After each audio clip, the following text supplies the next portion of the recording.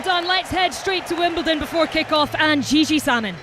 Where Maya Joint, the 20-year-old, had match point against Serena Williams. It is currently deuce. It is 5-3 in favour of Joint, who hasn't won a match since January, up against the 7-time champion at Wimbledon, Serena Williams, 23-time Grand Slam champion. And Joint aces out wide to bring up a second match point after 2 hours and 21 minutes under the roof. Joint hasn't won a match at tour level since January. She is point away from beating Serena Williams. It's been an exceptional level. Stunning tennis from both. Joint reaches up, she serves down the tee. The forehand is spun back and deep from Serena Williams, but it's long. And Maya Joint raises her arms aloft.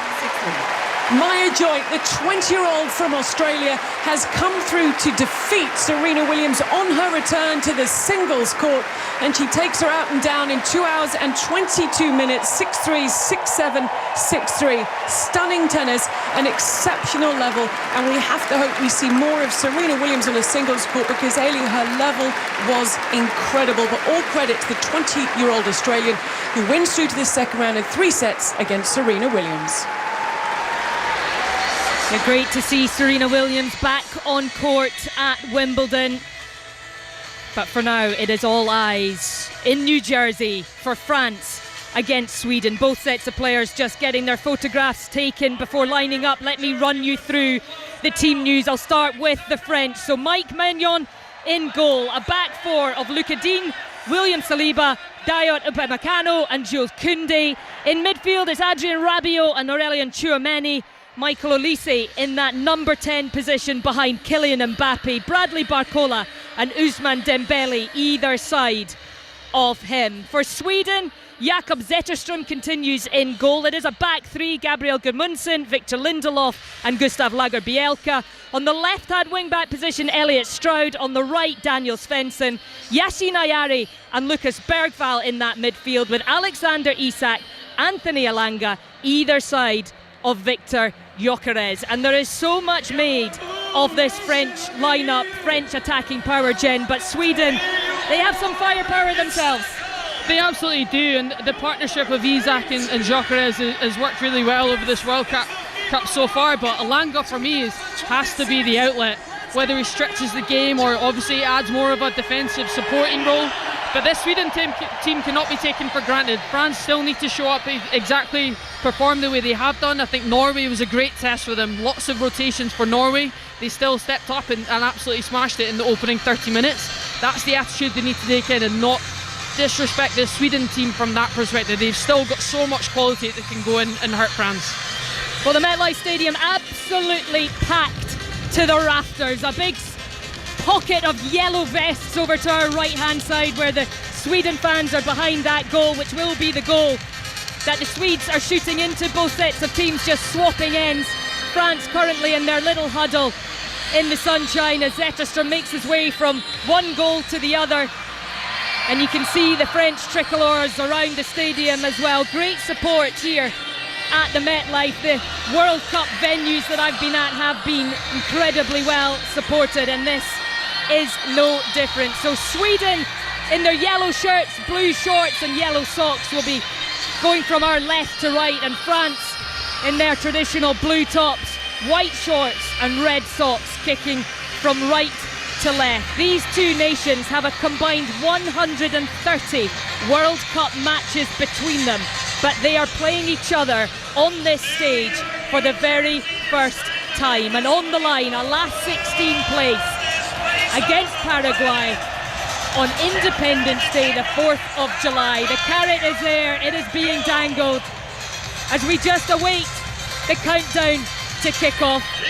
And Jen, it's a huge moment for these French players with all that expectation on their shoulders. And for Sweden, they don't have that. They can go out and try and cause an upset today. Absolutely. France, the way that they've started this tournament has been nothing short of brilliant. It's a huge test for Sweden and absolutely their biggest one yet. And you can see obviously early doors Sweden wanting to go long and set up that territory.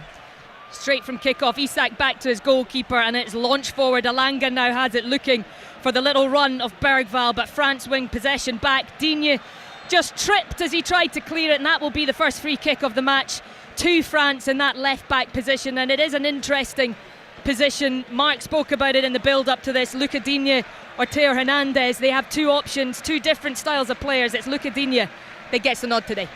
Yeah, I like Luca Digne though, a very attacking player, great with his feet as you would expect from a French national team, but he's so great with crosses in the final third, and I think that those are the positions where you need that extra bit of detail if Sweden do set up in a lower block, but you can see them at the minute sort of setting up in a 4-4-2 formation, so a little bit more conservative, but we'll see how that game plays out. Well, first foray down the left-hand side for France and a first touch of the ball for Kylian Mbappe, but it's well shepherded out by Bergvall, and it will be a Sweden throw-in on this right-hand side. An interesting selection perhaps for Sweden. They've gone just with the two in midfield, and it is Lucas Bergvall who gets the nod. He's had a difficult time in what was a difficult season for Spurs, but a huge opportunity for him today to try and get a good solid performance in. Yeah, I mean, especially when you're up against Elise in that number 10 role, the defensive midfielder position for Sweden will have to be spot on.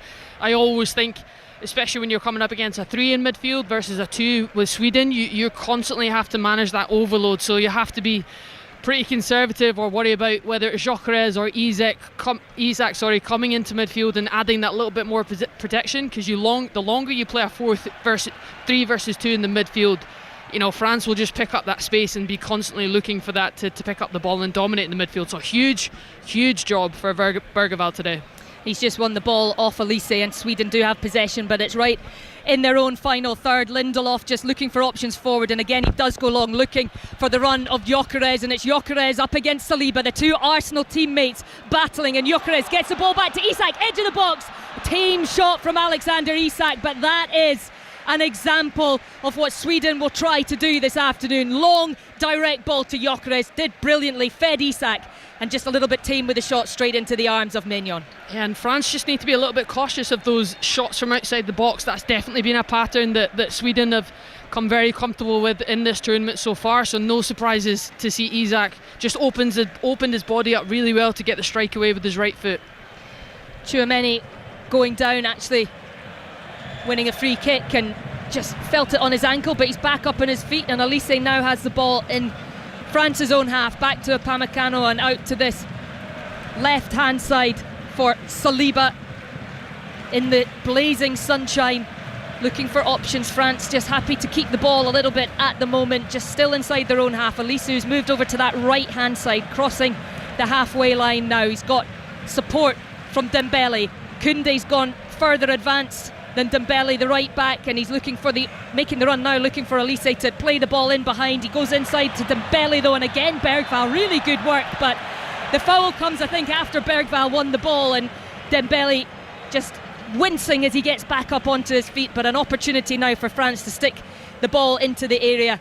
The free kick inside Sweden's half, just around halfway, midway between the halfway line and the edge of the penalty area, so an opportunity for France.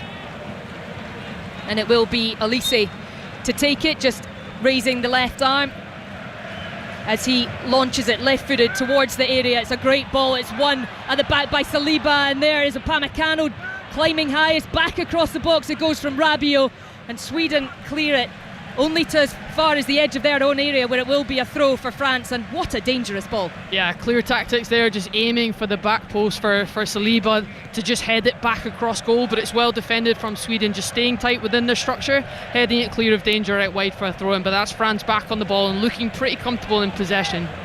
So much technical ability in this French side, happy on the ball, happy to play it in behind, happy to play it to feet. I don't know where you start as a defender, Jen. No, I'm watching them and they're in a much lower block now. Well, ball inside to Mbappe, but that is well won by Sweden. Again, the ball is long, looking for the pace of Elanga. He's going to get on the end of this one. He's got no support up with him yet, though, and he cuts inside looking for yellow shirts. And now he's got the overlap from Svensson, but keeps the ball. Elanga gets the little 1-2, and in eventually comes Rabiot. Good midfield work from the PSG man. That is what we see him doing so often. And now it's France who's going long and looking for the run in behind, and Zetterstrom has to look really lively to clear the ball before Barcola got on it. This is where France are just so good. They're quite happy in keeping the ball in possession in moments, whether it's on their halfway line or forcing Sweden back, but that moment there's they were a little bit deeper in their own half and just see that longer ball that they can pass. Normally you'd expect France to stay within their close pass range, touch tight to each other almost, but that was a much quicker decision. Get the ball forward. If you see the space, try and find that running behind. So really making Sweden alert to absolutely everything. 5.5 minutes gone here at the MetLife, still goalless, but France beginning to get a grip of this game early on. Sweden have had the best chance. It came through Alexander Isak, but straight into the gloves of Maignan. But now France are beginning to enjoy a bit of possession. Loose pass though, looking for Rabiot, and that will be a free kick. Gyökeres just getting his body in the way. Rabiot a little bit too robust in the challenge, and it's going to be a power of work for this Sweden team. You look at Gyökeres all the way back in his own final third, winning the ball, but ultimately it is some shift in what is a very, very hot afternoon. Yeah, it's a tricky one, but ultimately you have to respect the talent and quality that France have up top. That's why you have a Gyökeres working all the way back. And I said it earlier, when you're playing in a 4-4-2, you need that support because the overloads might be central. So it's credit to Gyökeres, and what's the best thing you can do in those moments? Win a foul, allow your team to just gain that extra momentum going forward. France coming forward again through Elise, just over the halfway line, does a couple of keepy ups, goes down clutching his ankle, and it will indeed be a free kick to the Bayern Munich man, just taken out by Ayari. But great feet again from Elise. They're just so comfortable with the ball in tight spaces, this French team, and he does a couple of keepy ups and tries to flick it through his legs, and Ayari comes in and it's a free kick. Yeah, you talked about technical ability, and I think that even shows when you're taking it out the air, 1-2 touches. So it was late from Sweden there, so very well deserved foul. Now France coming forward, Upamecano making the run forward, and his ball in was looking for Koundé.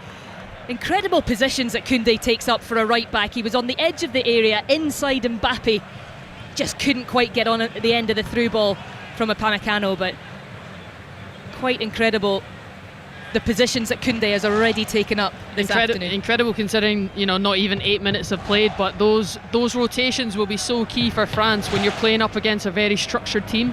You need those patterns, so whether it's Koundé going up the right hand side, that allows Dembele to come into that more central role and be a threat on goal. Elanga winning the ball on the halfway line, trying to release Isak, but it is all swept up by Saliba. And now Rabiot has it on the edge of his own penalty area, but driving forward towards the halfway line. Support from Upamecano, and out to the right hand side to Koundé. Dembele, not had too many touches in this game, Dembele, but he tries to play it up the line now to Elise, but out it goes. He raises a hand in apology, but what a start he had to the game against Norway. A hat-trick inside the first 32 minutes. Not been quite so prolific in the opening 8.5 minutes here, but there is still a lot of time for Ousmane Dembele to make a mark on this game. Sweden with possession in the edge of their area. Lindelof looking for an option ahead of him. He's being closed down by Mbappe, forced into the mistake. Then Tchouameni picks up the loose ball, and France back in possession. How tiring is this going to be for this Swedish team, because France right now dominating the ball? Yeah, it'll be tough, especially in those moments where you don't have the ball. Sometimes it feels more tiring when you're constantly shifting, but they seem to be doing really well. I mean, France seem really happy, especially right now, to just play the ball back and forth, side to side, but that's what they're so good at, is then controlling the tempo. So Sweden just need to be so well aware that, okay, they might look comfortable, France on the ball, but when they do speed it up, it is tiring, more so mentally, because you don't have the ball. You have to stay in it, stay concentrated, and be ready for when France do up that tempo.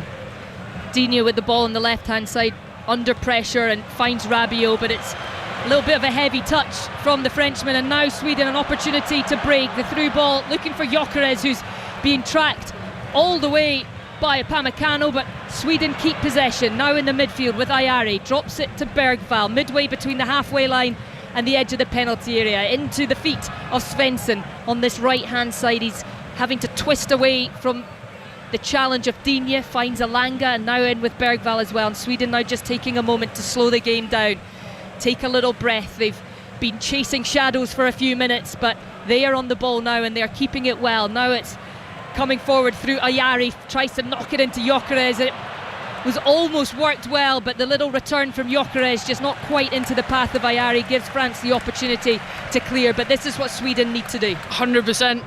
You said it yourself. I think those moments were much more positive, and it was a sloppy pass in the end that ended the phase of play. But initially, that transition, and it was a great run from Gyökeres, just off the shoulder of Saliba, right in between the two centre-backs of France. He didn't even think, Ailey. He just got his head down, made that run, knowing that Isak would find him in behind, and did really well to get his body in the way. Again, gained territory. Sweden managed to put a few passes together, and more of a threat in that final third. Of course, they gave it away a little bit sloppily, but that, for confidence-wise, that was big.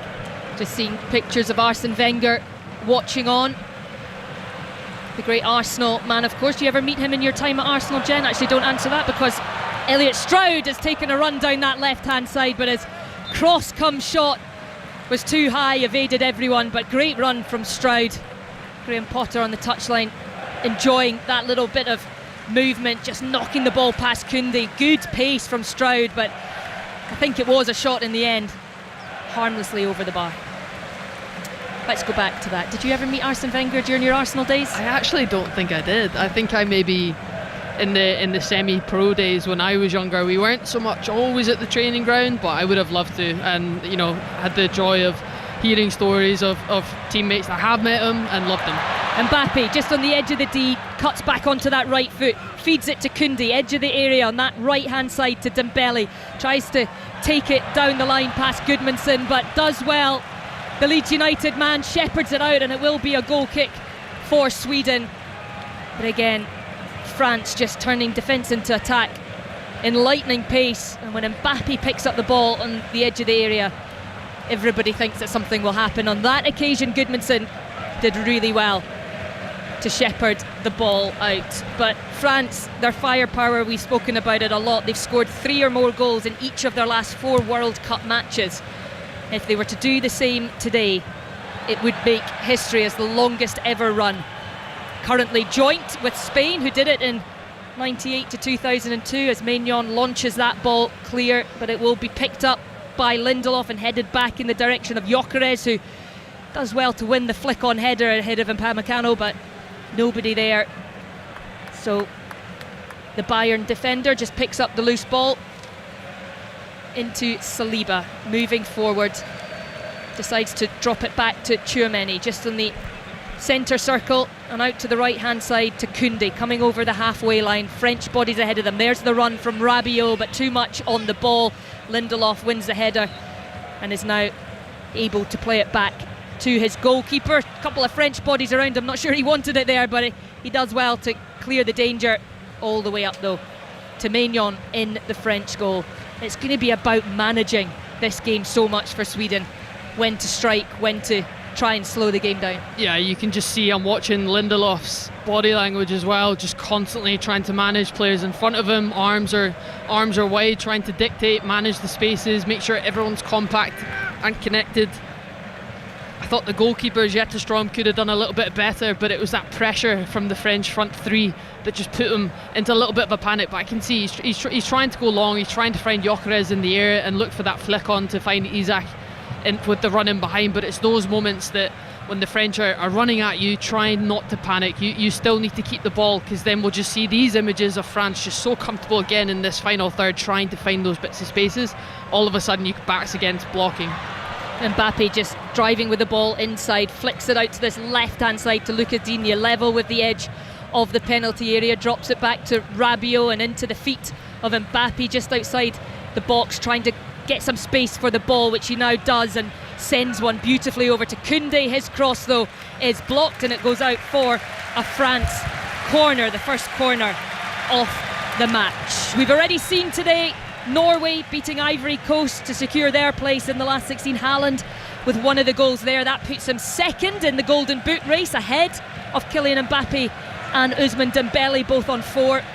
Haaland on 5, Messi out in front on 6. As the corner comes in, headed clear by Lindelof, only as far though as Digne. It will surely come straight back in. It's actually the shot that Digne's gone for. It fizzed along the turf, but an easy one for Zetterstrom down to his left hand side. Still goalless here between France and Sweden. 15 minutes played of the first half, and coming up later on this evening or in the early hours of the morning. 2 a.m. Mexico against Ecuador. You can hear live commentary of that on 5 Live and on BBC Sounds. And of course the Football Daily podcast will be back with Rick Edwards and Lloyd Griffiths. When you wake up, you can listen to that, all the reaction of the day's action on BBC Sounds. Sweden on the ball on the left hand side, just dropping it back into their own half. Gudmundsson now flicks it over, but Isak was in an offside position, couldn't run forward to get on the end of that lofted ball, and France now comfortable back on the ball with Elise in the centre circle, out to the right hand side to Koundé, who's been quite influential in this match.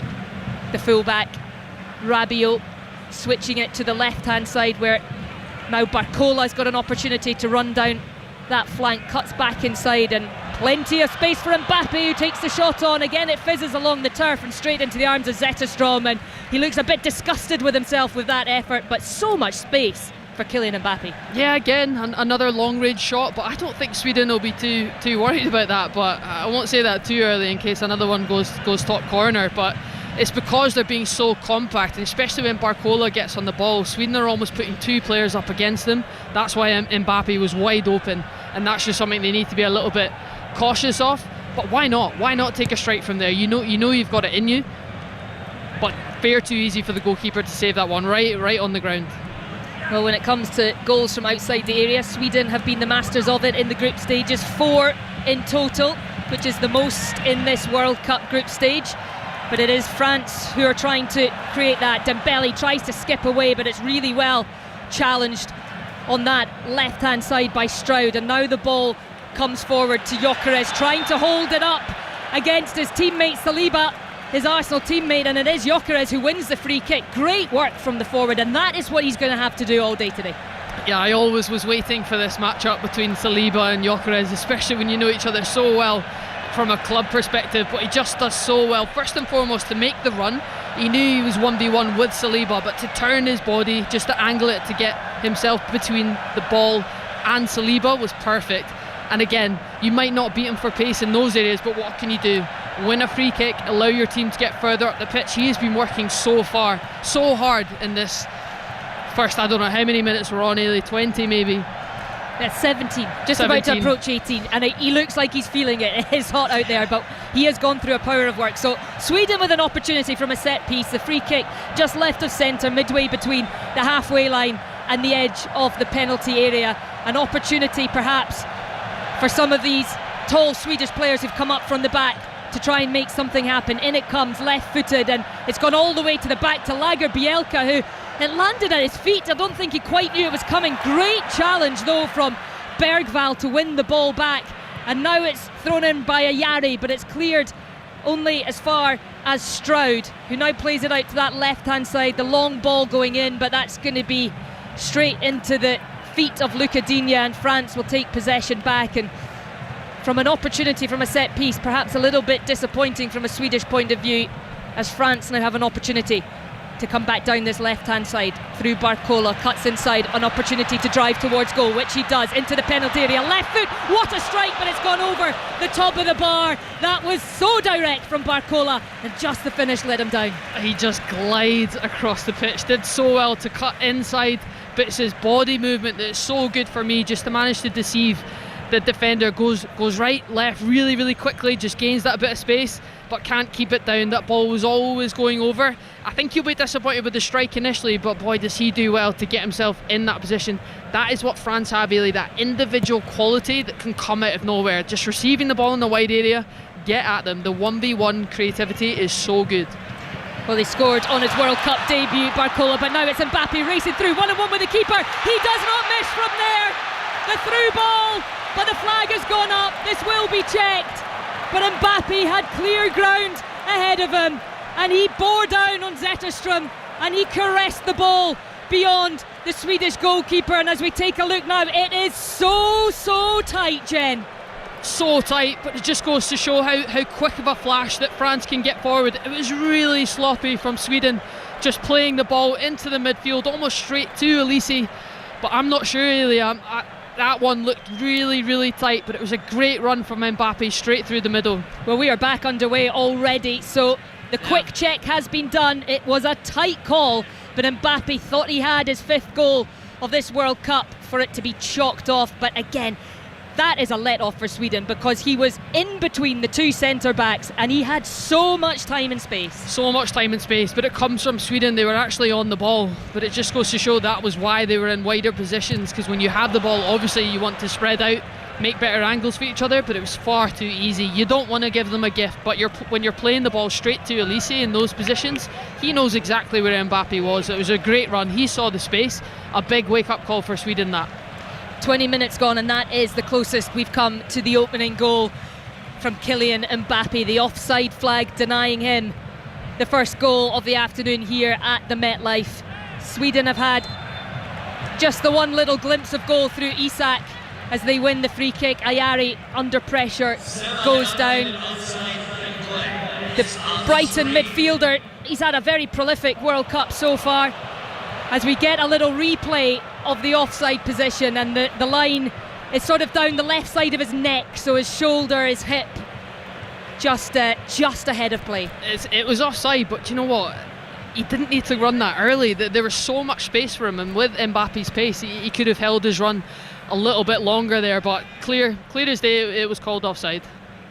As the Sweden through ball looking for Elanga is too long, so France winning the goal kick, which Mignon plays short to Saliba, takes it out of his own penalty area, just moving forward. Elise drops to get the ball, knocks it into the path of Tchouameni and out to Upamecano, still inside their own half, France, and Upamecano just slowing the play down and looking for options, allowing his French teammates to get up the pitch. Dembele has come over to this left-hand side, plays it into the feet of Digne, just on the halfway line as Rabiot moves forward, picks up pace into the feet of Barcola, knocks it round the corner to Digne, drops it now to Rabiot, but there is a flag up that has gone out for a throw-in, and it will now be the first hydration break, which gets the usual boos from the crowd as we take a little bit of a break. But Jen Beattie alongside me, it's been an entertaining first 22-23 minutes, but as yet no deadlock has been broken. No, and I will say, I know the hydration break is being booed, but I would be very, very appreciative. They need it today. Of that. They absolutely do. It's hard work in this heat defending the way they are, but Sweden are doing very, very well. I will say they're being aggressive in the right areas, which is what you have to do when you're in a 4-4-2 position. So the attitude needs to be spot on. I think it was Lindelof that had a lovely step to allow Mbappe to be offside and just take care of the ball a little bit more when they win the ball back. But France, I think, are growing in momentum. They look really content and confident and composed on the ball, but I still think the intensity can be up. You wonder if it is a heat, that's part of the aspect, but I still think they have gears to go up, this French team. Yeah, I mean, they do have incredible talent, and they know and have a confidence in their own abilities, but like you say, on a hot afternoon like this, how important will it be for them to keep the ball, to make Sweden move around, to try and get them feeling the heat perhaps more than France, and then as the game wears on, up that tempo. Yeah, I think it's the classic, you want to make the ball do the work. I don't know if that's still spoken about in this game of football, but I would say so. I think when it is heat, you need to take care of it. You need to understand that it is hot. You might not be able to do the same amount of high-speed run that you've done in previous games, but I still think that everyone knows when you're playing against a mid-block or a lower block, it's the intensity of how much you can switch the ball from side to side to really shift any team in front of you, and I think that's the part that France aren't doing enough of. So for me, it's about switching it side to side, and then the gaps will be created. And also knowing that when you have a player like Barcola on the pitch, get after him in those 1v1 areas. You almost created a goal individually on your own. So I think it's find those players where they are the space, recognise that Sweden are going 2v1 in some areas, so Mbappe is all in it by himself in some situations. Find them, create those 2v1s, find the free player.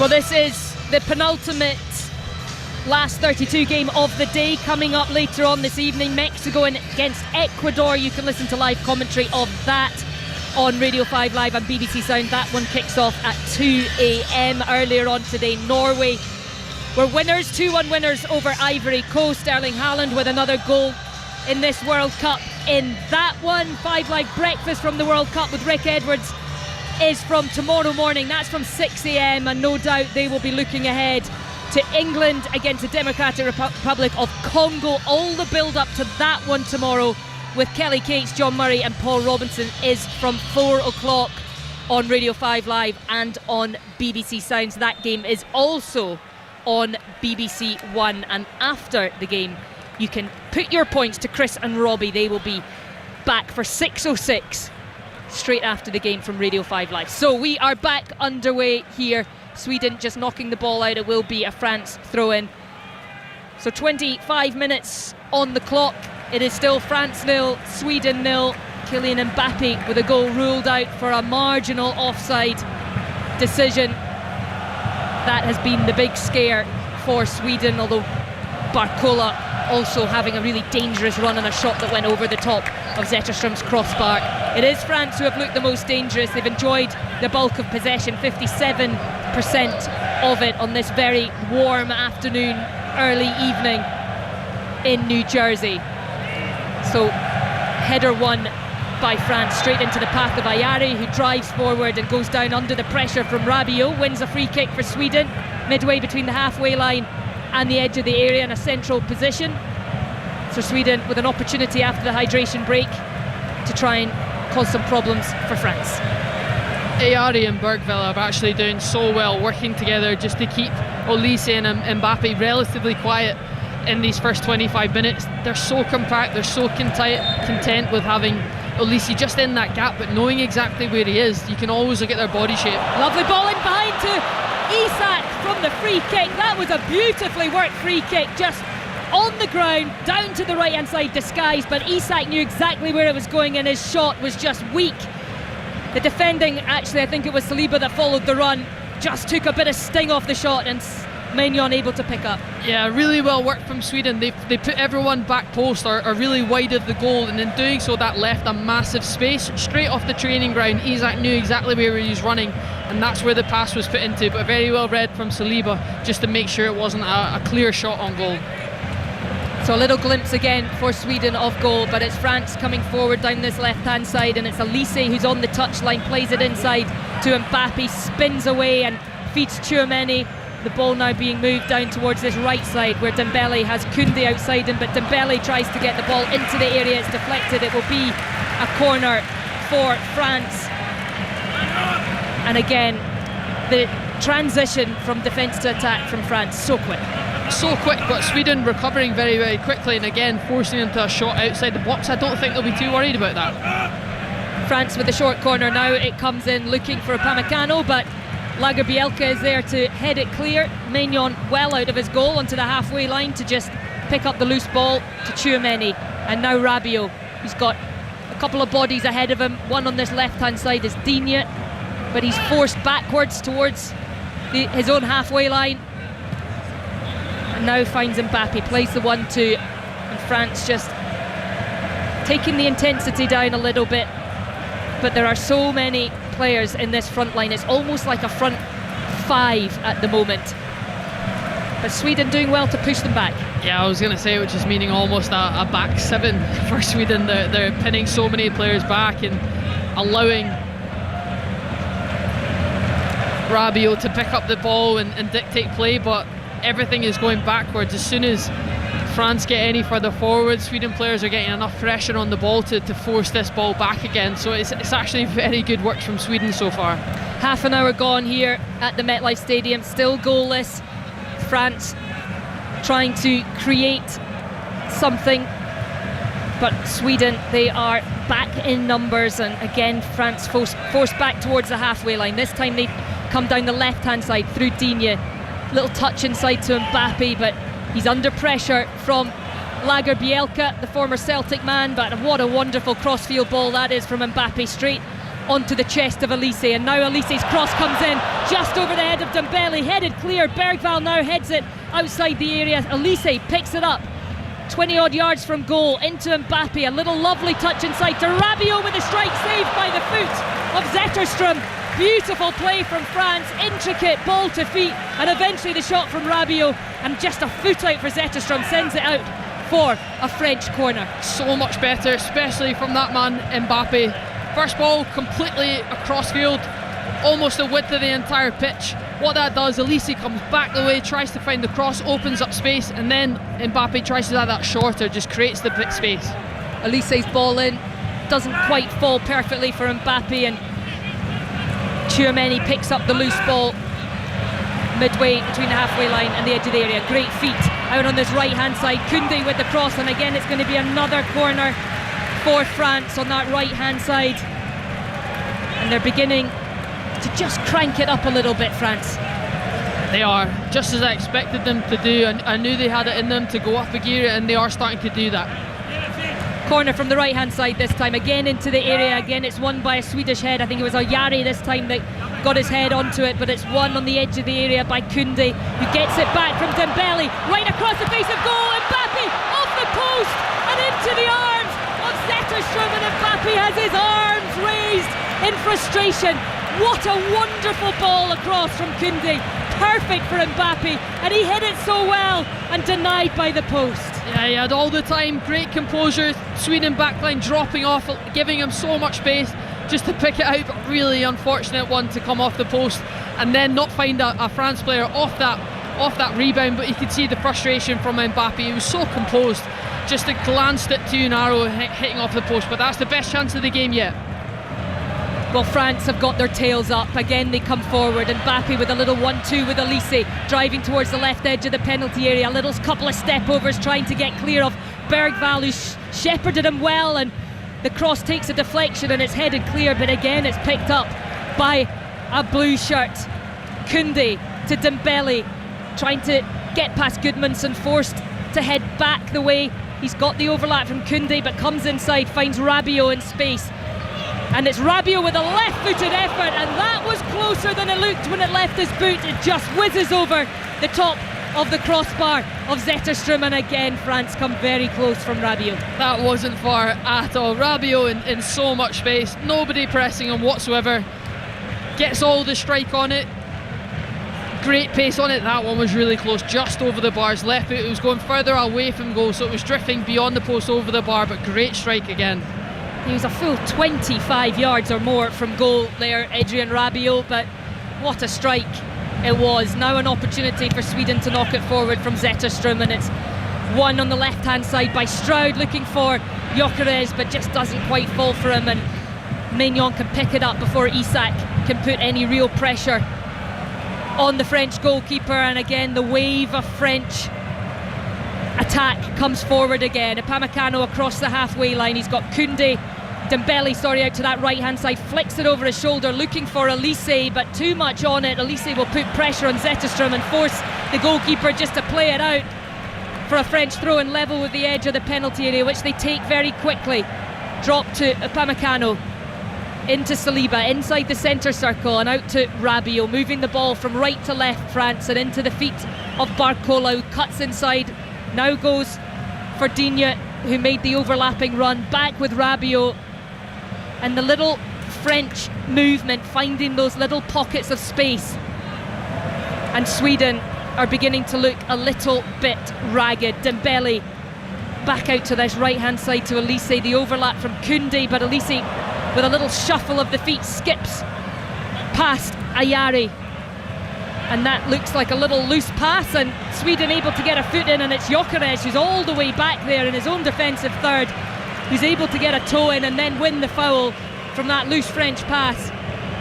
But this, after 35 minutes, is beginning to look like a tough old afternoon for the Swedes. Yeah, the momentum is very much with France. Sweden are getting deeper and deeper, and I always say that those moments are so hard when you almost collapse. I think Gyökeres is not far out of his own box. That is how deep he is, and that he's almost the highest player alongside Isak.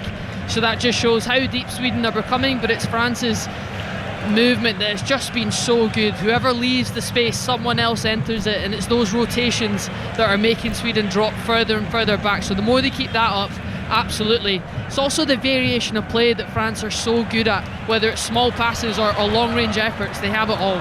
Kylian Mbappe driving forward, tries to play the little through ball to Barcola. It was well won, but that is an incredible effort from Elise, and on the follow-up the goal was gaping and Dembele somehow puts it wide. But my goodness, Elise with one of the most audacious attempts you'll see in a long time. An overhead bicycle kick, and it comes from a loose ball. It just landed above his head, and what an unbelievable attempt. But Dembele, you would put money on him sticking that free shot into the back of the net, and somehow Sweden survive again. Sum it up, Jen. I mean, I'm trying to find the words. In live, that was absolutely incredible. Now Sweden come forward, Elanga into Isak, tries the back flip, just doesn't quite get the connection. What an opportunity now at the other end for Sweden. Had he managed to make connection with that, Isak, that was surely going into the back of the net. Lovely. What an unbelievable passage of play we've had. Lovely ball in from Elanga down this right hand side. The beauty of being on the right hand side but playing it with your left foot, the cross going in towards the goal is angling towards the goal. Isak just had to get something on it and maybe guide it toward, but he couldn't. But the best opportunity yet for Sweden so far.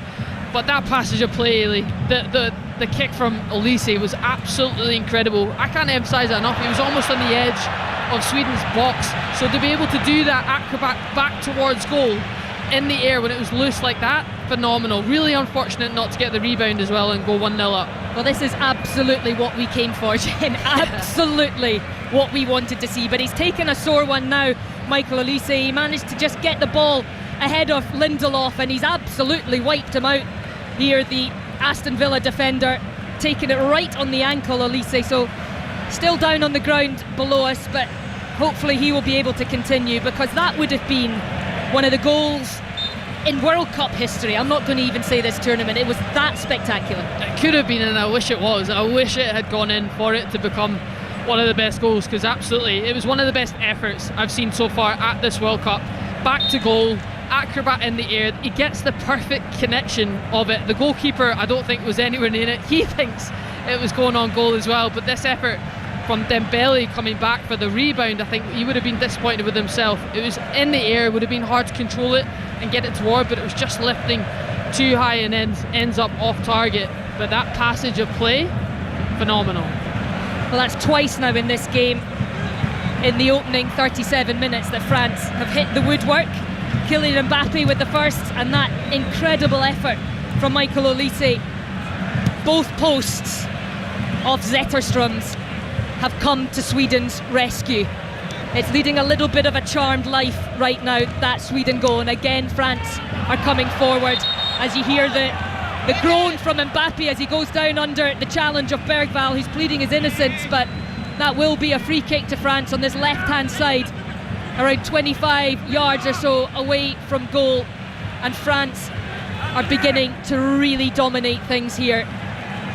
Another opportunity for them to stick the ball into the penalty area, and it will be Olise who has the opportunity to take it as the referee just moves Elanga a little bit further away from the free kick taker, and again the left hand goes up and Olise left footed into the area towards Upamecano. He gets a touch, but he's just flicked it away from the goal, and now Ayari under real pressure trying to twist and turn away from Saliba, who's got him in that corner, and now Upamecano comes in and Sweden win the free kick, and the French players are not happy with that decision at all. But just above Upamecano's head, couldn't quite get a clean connection on it, and it flicks backwards of his head, and really good work from Ayari to eventually win that free kick to clear the danger for Sweden. Yeah, I mean, he was going nowhere, but it was Saliba right behind him. You can see him holding his shirt a little bit, but Ayari was going absolutely nowhere. So you can see the frustration of why France were so annoyed giving away the free kick, because you're pinning them in up against almost the corner flag. Last thing they want to do is give away a free kick in that moment and keep the momentum going with their team, but he does really, really well to get the foul. Beautiful little pass inside from Olise to Rabiot, to Mbappe, and the shot from outside the area again skips up in front of Zetterström and straight into the goalkeeper's grateful arms, and again Mbappe is hopping around in frustration. He's had some amount of opportunities on goal, Kylian Mbappe, and he's getting more and more frustrated with everyone that fails to hit the back of the net, but you know for sure one thing with him is he will keep on going, and he will continue to be a real threat. As Sweden now win a free kick, Bergvall going down, clutching his right ankle just next to the touchline, midway between the halfway line and the edge of France's penalty area. So now an opportunity again for Sweden, with 40 minutes on the clock. Can they somehow find a way to goal? It would be against the run of play, but they have shown in glimpses, Sweden, that they are a threat and they are dangerous. Alexander Isak in particular has had a couple of opportunities, but unable to really threaten Maignan. In it goes deep this time, but that is far too deep, and Koundé will pick that ball up with nobody around him on that right hand side. And now Elise trying to spin past Bergvall, but you don't see a touch like that very often from Michael Elise. It's a bit heavy and it goes straight out for a Sweden throw-in. No, you don't. He was trying to do the spin, lovely touch with the outside of his foot, knowing he's got the pace to roll the Bergvall in those situations, but it was obviously just a little bit too heavy, ended up going out of play. But you know, he can back himself if he does spin in those situations. That could have been a great break counter-attack for France. Elise now wins it back right on that touchline. He's under pressure from a number of yellow shirts, and they're all chasing him there as he skipped away from them all, and he's released Mbappe, who's got Barcola outside him, finds him now, left edge of the penalty area, plays it along the ground, but there's no French player there, and Sweden clear it momentarily, but Tchouaméni back to Elise, edge of the D with the effort, and it's just zipped wide of the right hand post of Zetterström, and that is a 12th attempt on goal for France in this game, and still they look for the opening goal. Yeah, Sweden clearing their lines, but not enough, and Tchouaméni just does really well to keep this ball alive and finds Elise, opens up with his left foot but can't find the bottom corner. You can just see just trying to curl it round the defender to bury it in that bottom corner, but it's wide of the post just. To put that 12 opportunities on goal into context, Sweden in this game have managed just 2, so very much going the way of France so far, as Saliba skips away from the challenge of Gyökeres, finds Rabiot, who's just crossing the halfway line, puts the ball over the top, looking for the run of Barcola. He's got the pace to get away from Svensson and to win a throw-in right down near the corner flag on this left-hand side. In fact, it has gone out for a corner. A little bit blocked my view of that part of the pitch, but it has gone out for a corner. So France with the opportunity from the set piece. Left arm raised from Michael Elise, will be left-footed outswinger into the area, looking for the head of Upamecano, but again flicked clear by Lindelof. Dropped back though to Koundé, 25 yards or so from goal, goes to that right edge of the penalty area to Dembele, tries to feed Tchouaméni. It was through the eye of a needle, and a Swedish foot went out just to block it, and Sweden launch it clear, but Maignan very happy to come all the way out of his goal towards the halfway line and knock that into the path of Rabiot to keep this French momentum up, as we are 2 minutes away from the half-time, or the end of the 45 at least. And again it is France looking for the breakthrough, coming forward to Dembele on the right-hand edge, in again to Koundé in the area, tries to flick it past, gets the ricochet, but his shot is blocked and cleared by Gudmundsson, and it will be picked up by Stroud on this left-hand side, and he's got space to run into Stroud, playing it down the line for Elise, but it looked a little bit of a tired pass. We're not at halfway yet, but this has been a real shift already for these Swedish players. Just not enough legs on the pass for Isak, and now it's with Digne inside his own half, finds Rabiot. Tchouaméni inside the centre circle, moving it towards the right hand side to Koundé and to Mbappe, who's come deep, feeds Elise on the right edge, the right touchline. So interchangeable, this French front four. A little trick from Elise, gets it back, thought about the shot, comes onto his left foot, takes the shot now. It was heading for that bottom corner, and the right palm of Zetterström has come out to deny France yet again. Another corner, another good save, but another opportunity for France goes begging. Yeah, similar effort from the one before from Elise, just guides it onto his left foot. Quick corner, Mbappe, step over onto the right foot, and there it is! It has been coming, it has been coming, and now France have the goal that they have been searching for, as Kylian Mbappe for Didier Deschamps, and all the players surround him in celebration alongside their manager, who has had personal matters to deal with back in France, as his team continue their march towards what could be a third consecutive World Cup final. They have the lead, and who else, Jen, but Kylian Mbappe. I mean, what a moment that is. First and foremost, celebrating with his manager, but it's such a well-worked corner. Obviously short, but they create the 3 versus 2 Sweden players. Mbappe just drifting through the spaces. Such a great bit of skill. Double step over, just guides it onto his favoured right foot. And what does he do? Tries to find the side netting just across the face of the goalkeeper. Doesn't even dive the goalkeeper because it's that well placed.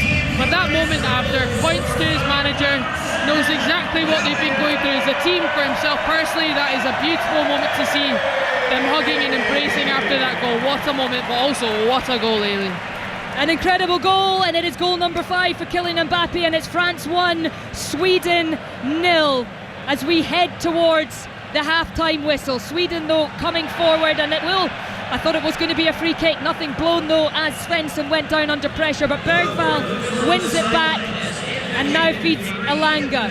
3 minutes added here in New Jersey. Lovely ball through to Elanga on the touchline, plays it across goal, great opportunity, and then from the follow-up it is pushed wide by Stroud. What an opportunity for Sweden to answer straight back.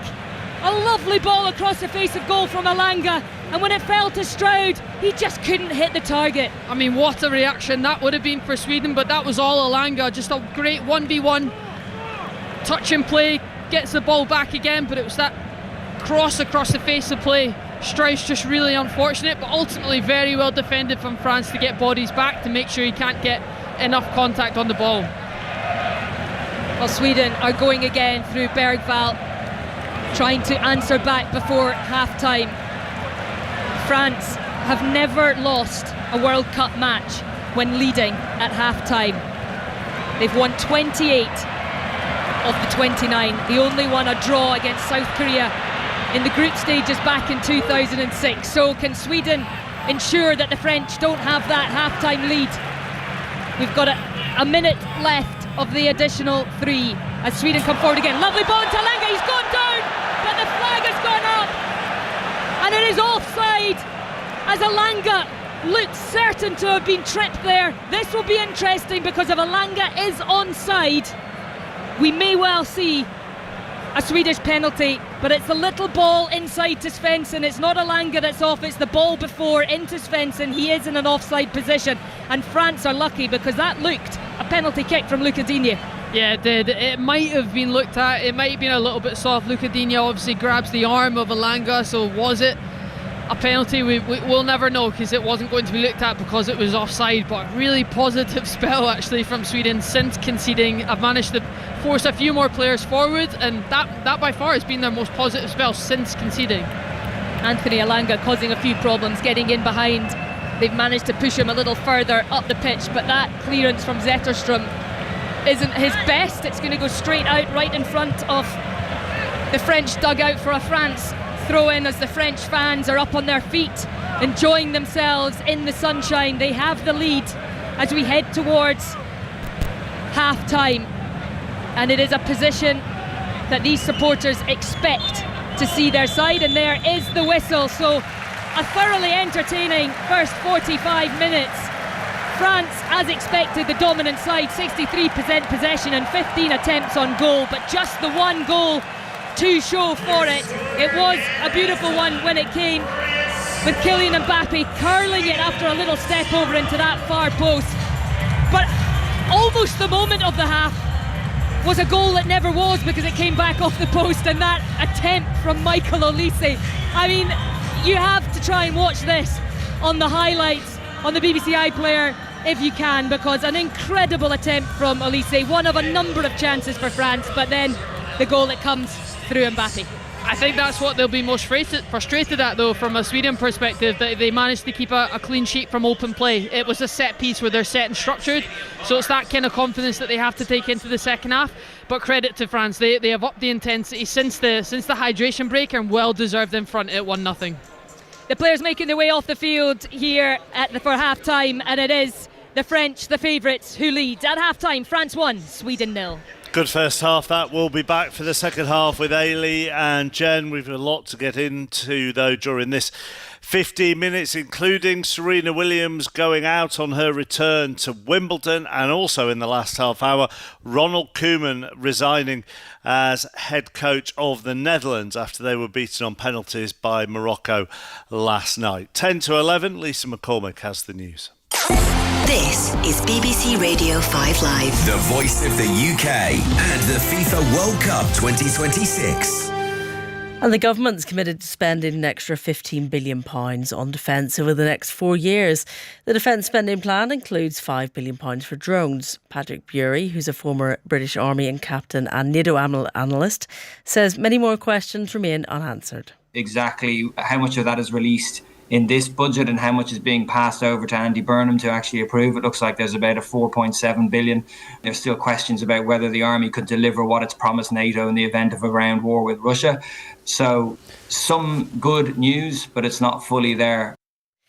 A patient who was suspected to have Ebola at a Glasgow hospital has tested negative for the disease. The patient was admitted to the Queen Elizabeth University Hospital in the early hours of this morning. The ringleader of the Rochdale grooming gang is due to be released from prison this week, but won't be deported to Pakistan due to provisions under the Immigration Act. Shabir Ahmed, who's 73, was convicted of multiple counts of rape and sexual offences against girls in 2012. The US Supreme Court has rejected President Trump's executive order, which would end automatic citizenship for babies born on American soil. The president says automatic birthright is bad for the country and Congress should step in and introduce legislation. Plans to build undersea tunnels between some of the UK's most northerly islands have been given the go-ahead by councillors in Shetland. The plan will cost around £1.5 billion.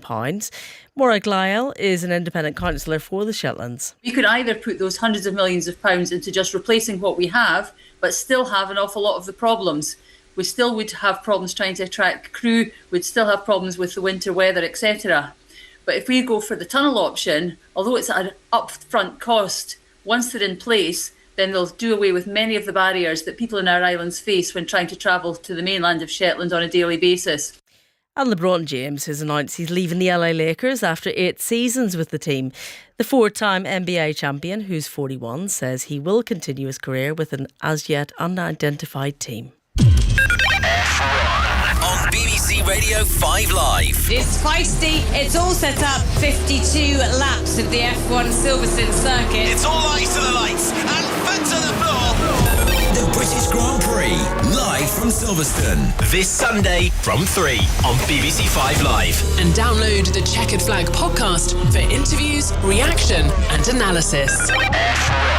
Listen on BBC Sounds. This is 5 Live Sport. At the FIFA World Cup 2026. With Mark Chapman. Listen on BBC Sounds.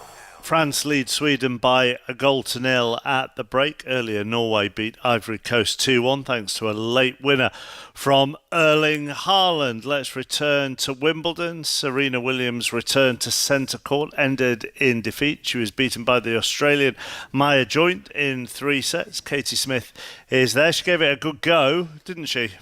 Oh, absolutely. And you've got to remember, 24 years difference between these two. Serena Williams, the 7-time champion, had won 2 of those titles, Mark, before Joint was even born. So she comes onto court with this aura.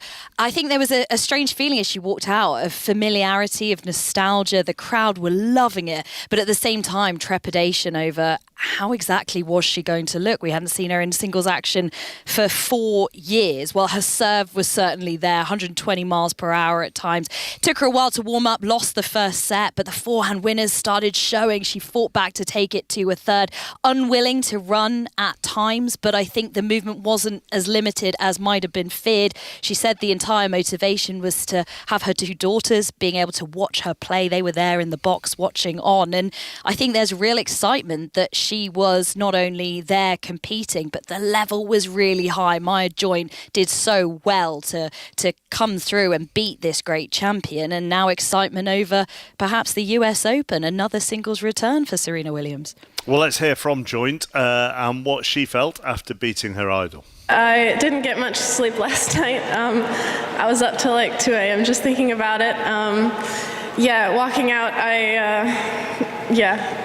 forgot the warm-up. I don't know what happened. My legs weren't moving. I really don't know how I got a pretty good start in the match.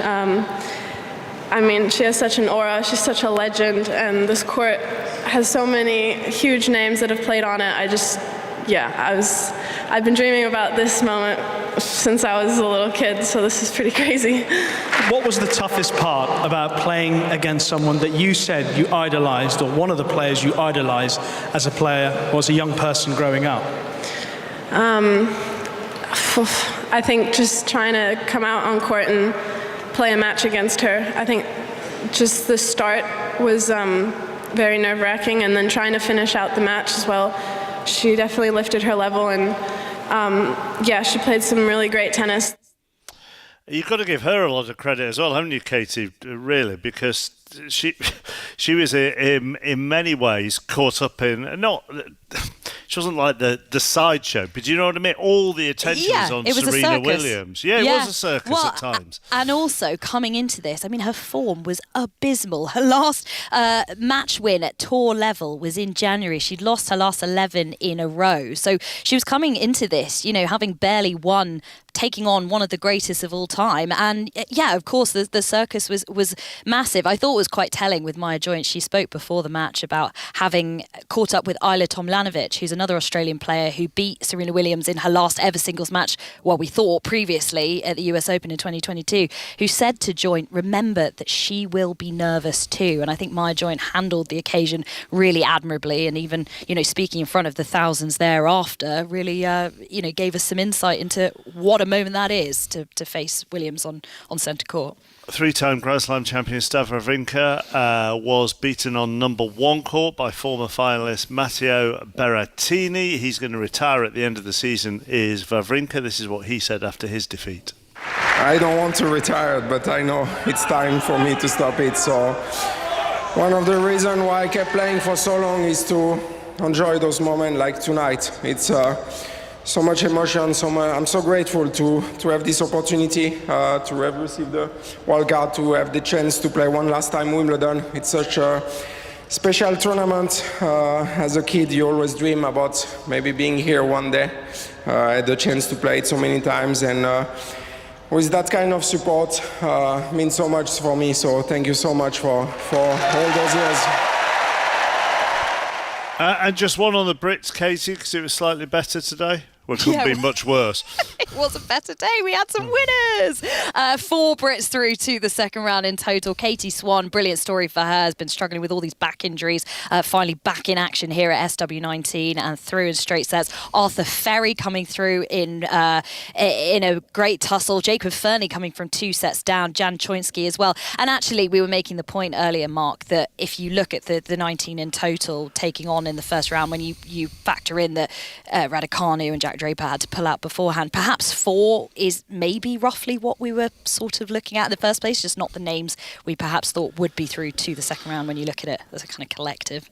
Thank you, Katie. And the coverage continues tomorrow from 1 o'clock on 5 Live. Let's talk to Dutch football journalist Marcel van der Kraan next during half-time of France 1, Sweden 0, because in the last half hour, Ronald Koeman has left his role as head coach of the Netherlands after they were knocked out last night by Morocco on penalties. Are you surprised, Marcel, or was it inevitable? No, this was absolutely inevitable, Mark. The way we went out last night probably designed the departure of Ronald Koeman. There was so much criticism from fans, from pundits, former players, the media, everyone. This was not the real Holland we know, we like to see. It was the opposite.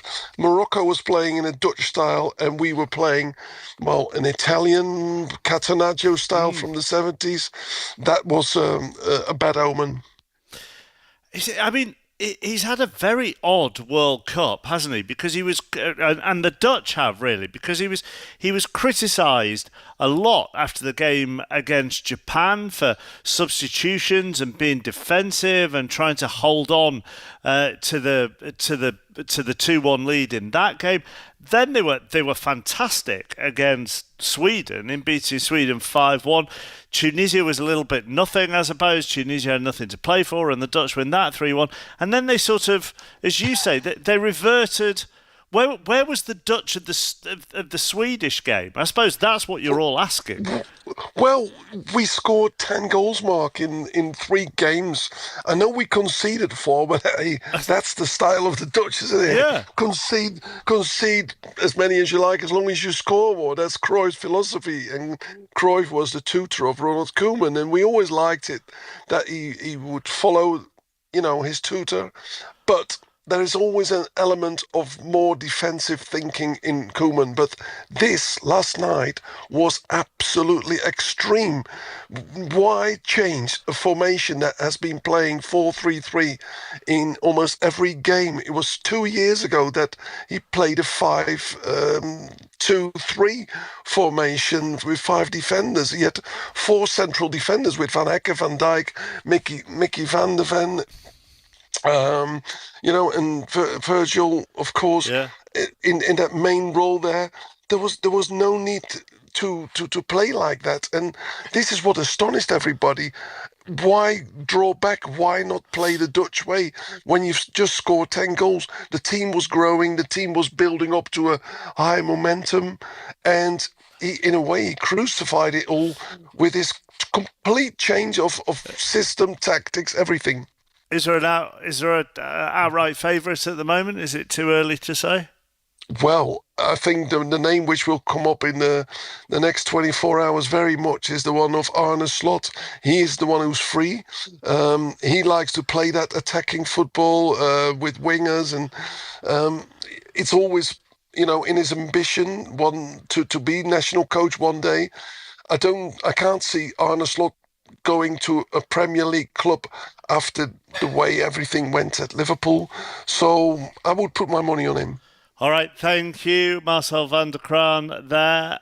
Just a couple of other sporting lines. Gerald Quansah and Reece James have both missed England training today ahead of the game with DR Congo tomorrow. Full commentary here on 5 Live from 5 o'clock. You can watch it on BBC One as well. One big transfer story this afternoon or this evening. Spurs have agreed an £85 million fee with West Ham for Mateus Fernandes. Manchester United were also interested in the midfielder but weren't going to match that fee. And Harry Brook has told the BBC that he would accept an offer to replace Ben Stokes as England Test captain. Head back to New Jersey where France leads Sweden by 1-0. Julien Laurent is there for us. I guess your biggest regret of that first half was that the Elise overhead kick didn't go in. Absolutely, we were talking about it with Ellie and Jane as well. To have been in this stadium, to witness it, that moment of genius would have been very special, and I think he would have also, deservedly at that point, it was still 0-0, put France ahead because they had been fantastic for the last 10 or 15 minutes before that. Not taking your chances though, are you?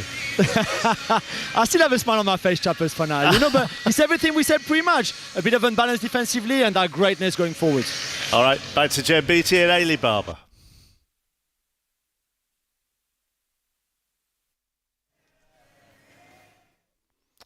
Oh, we appear to have lost them right at the moment. Where are they there now? Ailey, Jen? Well, they're not there at the moment. France leading Sweden by 1-0. Earlier, of course, The Norway beat Ivory Coast by 2-1. Erling Haaland with a very late winner in that game. Nusa got the first. Amad Diallo equalising for Ivory Coast. Still got Mexico, Ecuador to come in the early hours of the morning as well. And then England, DR Congo tomorrow, 5 o'clock on BBC One and 5 Live. Let's try again. Ailey and Jen. Hi Mark, we are here, and we were here the whole time, just in case you think we were off indulging in some sort of halftime treats, but we are here, we are back underway, and Jen Beattie alongside me. It has been a very scintillating first half from a French point of view, who have clicked into gear at moments, and Sweden have found it difficult, but Sweden, they have not given up at all in this game, and they've had some chances of themselves. So what do you expect in this second half? Honestly, pretty similar. I think Sweden have not had many chances like what you said, Ailey, but they have actually had good chances. The chances that they had might not have been many, but when they have got the ball forward, the biggest step for me has been Elanga down that right-hand side for Sweden. He's looked like a threat, whether it's the runs in behind, trying to bring his team further up the pitch, or crosses into the box. So that for me is get him on the ball as quick as you can. Bergvall with the long throw. Sweden threatening from the start, drops out to Ayari, and now it's flicked towards the left-hand side. Isak chasing, but Koundé will probably get there first, which he does, and then goes over under the pressure of Isak. From a France perspective though, I think they ended the half very well. I think the momentum was really starting to build. They were creating much more clearer chances, but Mbappe just showed his quality from a set piece to obviously break the deadlock. But for me, they looked more and more confident. The intensity was upping, so I'm expecting that to keep on that trajectory for France. Well, France with the free kick deep in their own half. I'll run you through the French team. No changes at the break. So Maignan in goal, Digne, Saliba, Upamecano and Koundé in the back four. Tchouameni and Rabiot in midfield. Elise ahead of them with Dembele on the right, Barcola on the left, and Kylian Mbappe through the middle, scorer of the only goal in the game so far. No changes either for Sweden. So Zetterström, who's been very busy in goal, a back three of Gudmundsson, Lindelof and Lagerbielke, Stroud on the left, Svensson on the right, Bergvall and Ayari in the middle, with Isak and Elanga supporting Gyökeres. France on the attack, the ball from Mbappe just cut out, and Sweden try and clear it, but Upamecano's there to pick up the loose ball and feed it all the way back to his goalkeeper.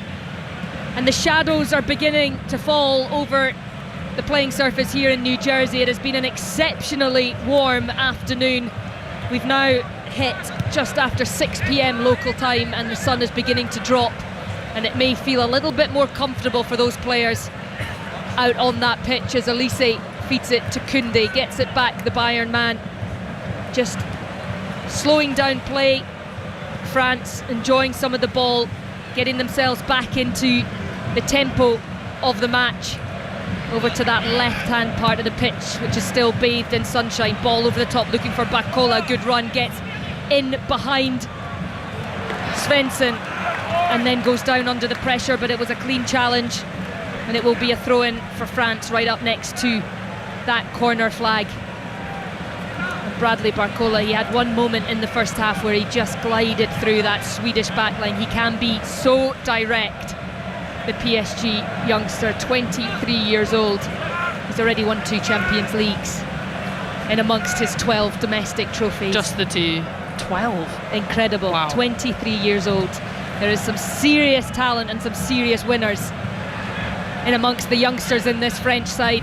Digne now released down that left-hand side. Tries to skip away from Svensson, but Elanga gets a touch on it, so it will be a French throw-in. France, the 5th most successful team in World Cup history, behind Brazil, Germany, Argentina and Italy. 17 times they've played in these World Cup finals. Twice they have lifted the trophy. 4 times they have made it all the way to the final. And now come here with the ambition to be the first side to make it to 3 consecutive finals, as Tchouameni lines one up from 25 yards, but that won't worry Zetterström at all. And it's an interesting conundrum that Graham Potter has had with his goalkeeper. It was Nordfeldt that started the first 2 games and then conceded those 5 to the Netherlands. Zetterstrom came in, had a good performance against Japan, and you have to say he's kept Sweden in this game at times today. Yeah, he's done well, and I think that's why he's in there. He's a better shot stopper, and I think ultimately when you progress in a tournament and up against better opposition, that is what you go for. I think with his feet, that's maybe where the questions are arising when he's put under a bit of pressure, which obviously France will naturally do more and more as this game progresses as well. But this is a game where I think you'll hit a little bit longer, especially with a player like Gyökeres up top to kind of attack France in that perspective. But he's done really well. He's pulled out some big saves, and even look at the goal he did concede against Mbappe. It was such a good shot so far into the side netting that would have been a really, really difficult one to even get close to. So he has stepped up and done very well so far, but it's still early days. It is indeed. He's a name that many in England might be familiar with. Plays his football at Derby County. He's delighted to be here and part of this Swedish setup because he had 2 really serious concussions and missed a couple of years of football. Thought his career might be over, started studying medicine, and here he is starting in a knockout match in the World Cup for his country. Quite an incredible story as Dembele feeds Koundé. Koundé tries to chop it back looking for Elise, but Ayari was there to block it before it fell to the feet of the talented Elise, but he picks up the loose ball, feeds it into Dembele, and Dembele offside, flag raised. But Elise lively again at the start of this second half. Yeah, good early pressure from France. They just keep the ball alive so well. They know exactly when to play 1 touch, when to play 2 touch, when to speed it up, and I talked about it earlier as the game kicked off. That control of tempo is so difficult to defend against, because just when you become a little bit comfortable or a little bit controlled, they just up the pace, up the intensity, and can hurt you like that. But Dembele just getting a little bit caught, started his run too early and was a clear offside. But so far Sweden have looked really good in their 4-4-2 structure, really compact, making it difficult for France. Well, France have a bit of space now. Elise driving towards the area, lovely ball inside to Mbappe and to Barcola, and Barcola takes the shot, and that's the second goal for France. It was beautiful from Elise. There was so much space on the right hand side, but he opted for the deft little ball through the middle of that Swedish backline, right into the path of Barcola, who took 1 touch and rifled it into the top corner, and France double their lead. It is France 2, Sweden 0. Well, I think that was one of the first times that Sweden have just been absolutely outplayed all the way through the centre of the pitch. Talked about it again, it's the runs off the ball that are so good from France. They just see where the space is, but Elise again at the heart of it, picking it up in the middle of the pitch, drives the ball forward off the shoulder and just has the vision. Centre back from Sweden steps out, I think it's Lager Bielka, just steps out behind, and it's Barcola with a great run in behind him. First touch to set himself up, and it's a lovely finish, just lifts it beyond, and again buried it in the back of the net past the goalkeeper Zetterstrom. Great finish from Barcola. Oh, the deftness and the weight on that ball from Elise into the path of Barcola went through the legs of Lager Bielka. It really was just a touch of class, and finished beautifully by the PSG man Bradley Barcola for his second goal at these World Cup finals, his first World Cup. I think he's enjoying himself. Yeah, it was just far too much space. It's the first time that Sweden have looked vulnerable through the midfield, but when you give players like that time and space to lift their head up, find a pass, that is the quality they have. You were spot on, Ailey. The weight of pass just in the path of Barcola to just stride onto it, take a touch, set himself up to absolutely bury it. But it just goes to show how compact Sweden have been up until that moment, and what happens if you do give these players that amount of space. They can absolutely hurt you. Nice little spin from Elanga, and he wins the free kick on that far touchline inside his own half. So Sweden with possession back, and they have a bit of a mountain to climb now. They've never won a World Cup match when they've been behind at the break, but they were just a goal behind at the break. But just under 10 minutes since the start of the second half, they find themselves 2 goals behind. And with this French side, you'd have to say that is a pretty tall order, as Isak's ball is loose but picked up by Elanga, now finds Bergvall, drops it back in to the path of Lagerbielke. Lindelof inside the centre circle. Lovely little flick from Isak, just looking for the run of Svensson, but too much on it, goes all the way through to Maignan. His clearance though headed away on the halfway line by Gudmundsson, and Sweden have possession in France's half. Out to this right hand side to Elanga, who's been impressive this World Cup and impressive tonight, and his cross is deflected behind for Sweden's first corner of the match. And an opportunity, we've seen them look threatening from set pieces, Jen, but this is where they need to take advantage. Absolutely, I think you have to take any chance you get when it comes to coming up against France, and especially in this game. But interesting phase of play there when France go 2-0 up. Quite happy to sit a little bit deeper and allow Sweden to get on the ball a little bit more. I'd be intrigued to see how much that plays out, because they've obviously conceded a corner really quickly after dropping a little bit deeper. They've been such a threat when they have pressed Sweden high, won the ball higher up, and been really successful in those areas. Continue to do this, and we'll see what happens off this Sweden corner. Well, it's an incredibly congested 6-yard box. The Swedish players flooding that area, and in comes the in-swinger, and it's just over the head of Bergvall, who'd pulled deeper and wasn't able to get contact on it, and it will be a French goal kick. And that will be frustrating for Graham Potter. It's 2 balls on the pitch, so Maignan just shuffling over to knock one of them out of play. But that is where Graham Potter will want to see his side threaten from those set pieces. They have to work so hard to get the ball into France's final third. And he is a man that has a strong connection with Sweden. I was lucky enough to go to Östersund and visit him when he was the manager there, just before he took Östersund into the Europa League, where they played against Arsenal. Took them from the 4th tier of Swedish football all the way to the top. It was a wonderful story. If you have an opportunity to read back through that, if you don't know it, it's quite a fascinating story. The club Östersund, a fascinating club themselves. So certainly a country that Graham Potter knows well, feels very at home in, and now he leads the national team. And despite finishing bottom of their qualifying group, managed to get them into the knockout stages of the World Cup. Through the playoffs, thanks to their Nations League group win.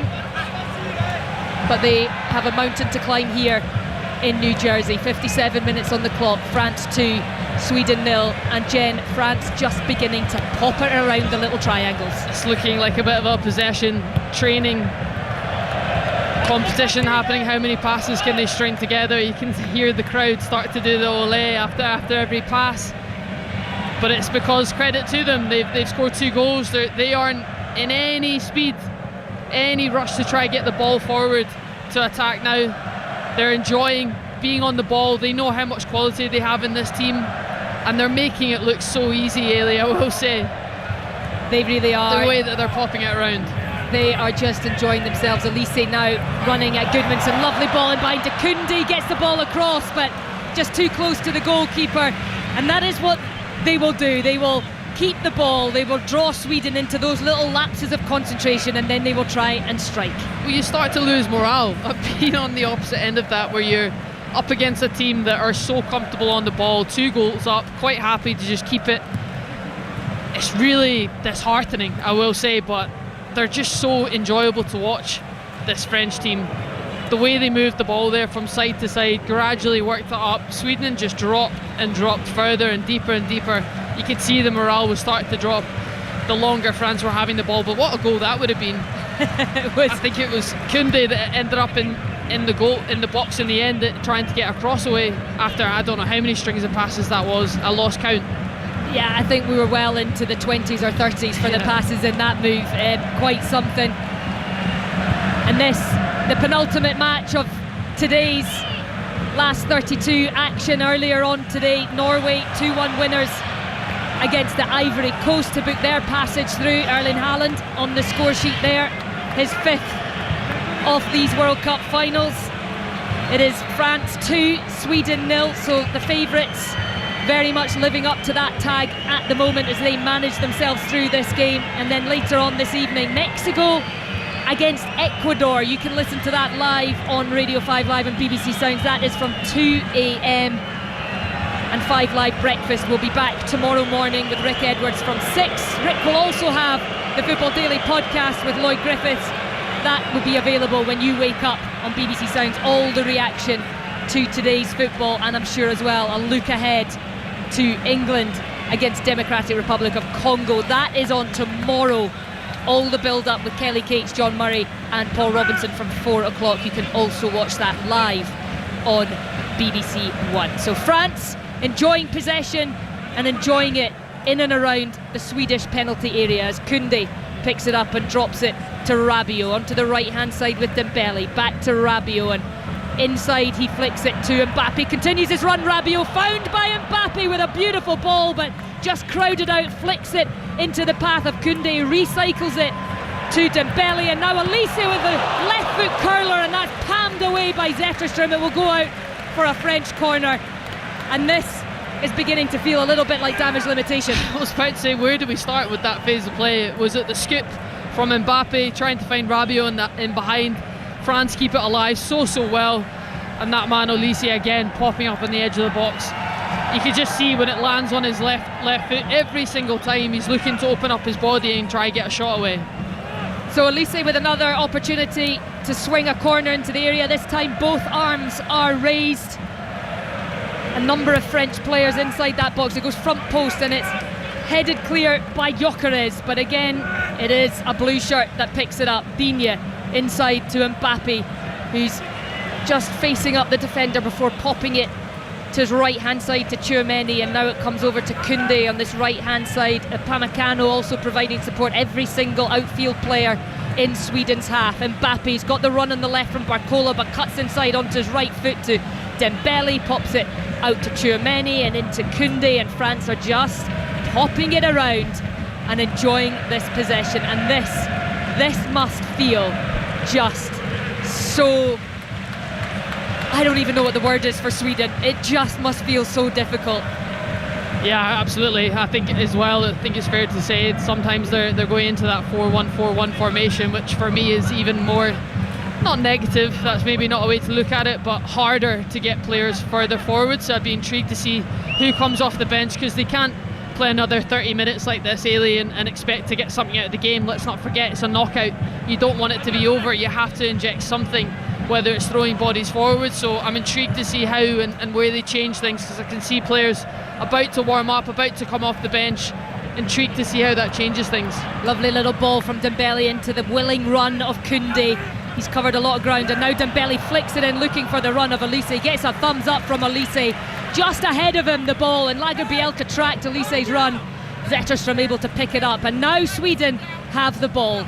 So this is where they have to make the decision. Do they keep it? Do they enjoy possession, or do they try and strike? I think they have to try and catch a breath, and I think that's what they're doing.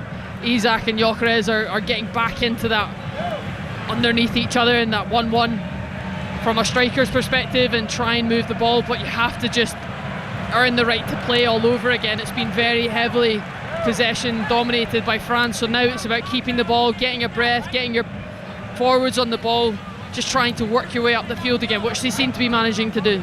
Bergvall in possession, Svensson out to his right hand side, just inside the French half. Now back towards the halfway line with Lindelof, as Lindelof looks for options ahead of him. He's pointing, he doesn't have what he needs, so Gudmundsson picks up the loose ball, and now it falls to Stroud. Back with Gudmundsson, and Sweden will try and keep the ball here. 63 minutes on the clock. They trail by 2-0, and the French have come out of this second half with their tails well and truly up. But it is now Sweden who are enjoying a little bit of the ball and will try and catch a breath, like Jen says, but also see if they can work an opening and get themselves back into this one. It's a heavy touch though from Elanga, and France win it back only momentarily though. Elanga, he has it again on that far touchline, just drops it inside and gets it back. Almost a very nice little 1-2 there, but France able to get a toe in, and now an opportunity for Mbappe crossing the halfway line. The roar of the crowd every time he gets the ball, plays it into Elise. Beautiful pass, and that is wonderful defending from Gabriel Gudmundsson to just deflect the ball out for a French corner, because Elise was bearing down on goal, but really good tracking from the Leeds United man. Yeah, just when Sweden worked their way up the other side of the pitch, what did they do though? They leave half a pitch available for behind them, and it was a brilliant counter-attack. Olise again making that run in between the two centre-backs. Mbappe finds him, but it's great defending, as you said, from Gudmundsson, trying to recover as quickly as possible.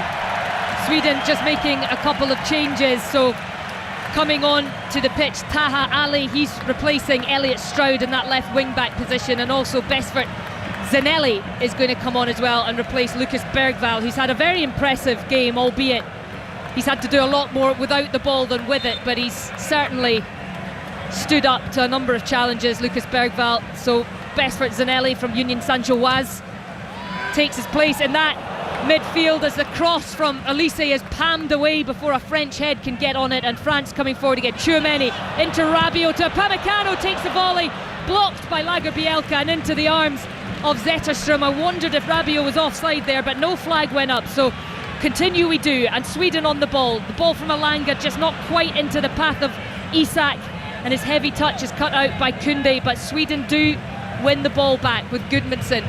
The first touch for Ali, the Malmo left winger, playing as a left wing back here as he comes forward. Lovely little ball from him, in behind to Isak, across towards Gyökeres, but well read by Digne to get ahead of the Arsenal man, and out it goes for a Sweden throw-in. But this is a good little spell from Sweden. Yeah, they needed the fresh legs to come into it, and what do you do when that happens? Try to get them on the ball as early as possible. Ali does really well just to drift onto this left-hand side and pick up the pace. What that does is attract a player, left the space for Isak to run into. Obviously just couldn't get the connection to pick out a player in the box. France did really well to recover, but much better from Sweden. They have to take advantage of fresh legs coming into the pitch. Taha Ali coming on that left wing position, got great feet. He used to be an international futsal player for Sweden. This is just his second World Cup appearance. He made his first against the Netherlands, coming off the bench there as well. So he will potentially provide a little bit of freshness and perhaps some directness on that left-hand side of the pitch as Isak pops it back into the path of Gudmundsson. There's the opportunity for the crossfield ball to Elanga in space, which is what he goes for, but Digne reads it, gets a touch on it, and under pressure just flicks it over his head and out for a Swedish throw-in. So Sweden with a throw-in right on in line with the edge of the penalty area as we head for the hydration break. 67 minutes on the clock, and a few minutes for the players to gather their thoughts, take on some fluids. It is beginning to cool here in New Jersey, but it is still a very, very warm evening. France lead by those 2-0. Kylian Mbappe in the first half, right on the stroke of half-time. And then Bradley Barcola after a lovely little through ball from Michael Olise. But Jen, just before this hydration break, Sweden beginning to get a foot on the ball and beginning to try and win some possession back themselves and take the game a little bit further away from their own goal. Absolutely. I think, don't get me wrong, Bergvall had a brilliant game so far, but he was much more defensive role. Zanelli, for me, has come off the bench and even in these few minutes has pressed a little bit higher, especially when Sweden have the ball higher up the pitch. By his positioning being higher, it's occupied Digne from that left back from a French perspective, which then gives Elanga more space. That's been a clear pattern even in these few moments for Sweden. So Zanelli's playing higher up the pitch. Sweden needed to do that. They couldn't have dropped deeper and deeper and just allow France to pop it around. As we were saying, they were playing possession football. They weren't risking anything further up the pitch. So for me, this is much more positive from Sweden. They just need to be so aware of that counter-attack, because when you push more players forward, you leave more space for France to attack. What do you think Didier Deschamps will be thinking down there? His team are 2-0 up. They are very comfortable in the game. Like you say, though, Sweden, they will push forward, they will try and get themselves back into it. Do you allow Sweden to have the ball, or will his message be to get a third, to get a fourth, and to really try and turn the screw and keep this momentum that they've built in the group stages going? I think that the beauty of that question is you can do both. I think if Sweden put more players up the pitch, France, like you said, will be quite happy to play a little bit deeper to allow Sweden to have the ball, because if and when they do make that mistake, or if France do put pressure, they've got a half to play in. The hardest thing to do for France is to break down a low block They did that. They scored 2 goals. Now if Sweden have to come out for it, this game might be more expansive, and I think Deschamps will be so comfortable knowing the kind of pace that Olise and Mbappe can have in those moments. They will love that. If Sweden throw more numbers forward, they'll love if this game becomes more open and more space. Well, the players making their way back out onto the pitch. It will be a Swedish throw-in to restart things. Another game to come for you if you're a bit of a night owl. Enjoy listening through the evening. Mexico against Ecuador is live tonight on Radio 5 Live. That is from 2 a.m. and then the action continues tomorrow. England are in their first knockout match of this tournament up against the Democratic Republic of Congo. That all gets underway from 4 o'clock, all the build up to that one, and the game also live on BBC One. Belgium against Senegal, that is also on tomorrow on Radio 5 Live and BBC Sounds. 9 o'clock kickoff for that one, and of course you can catch up on all the tennis and all the news from Wimbledon.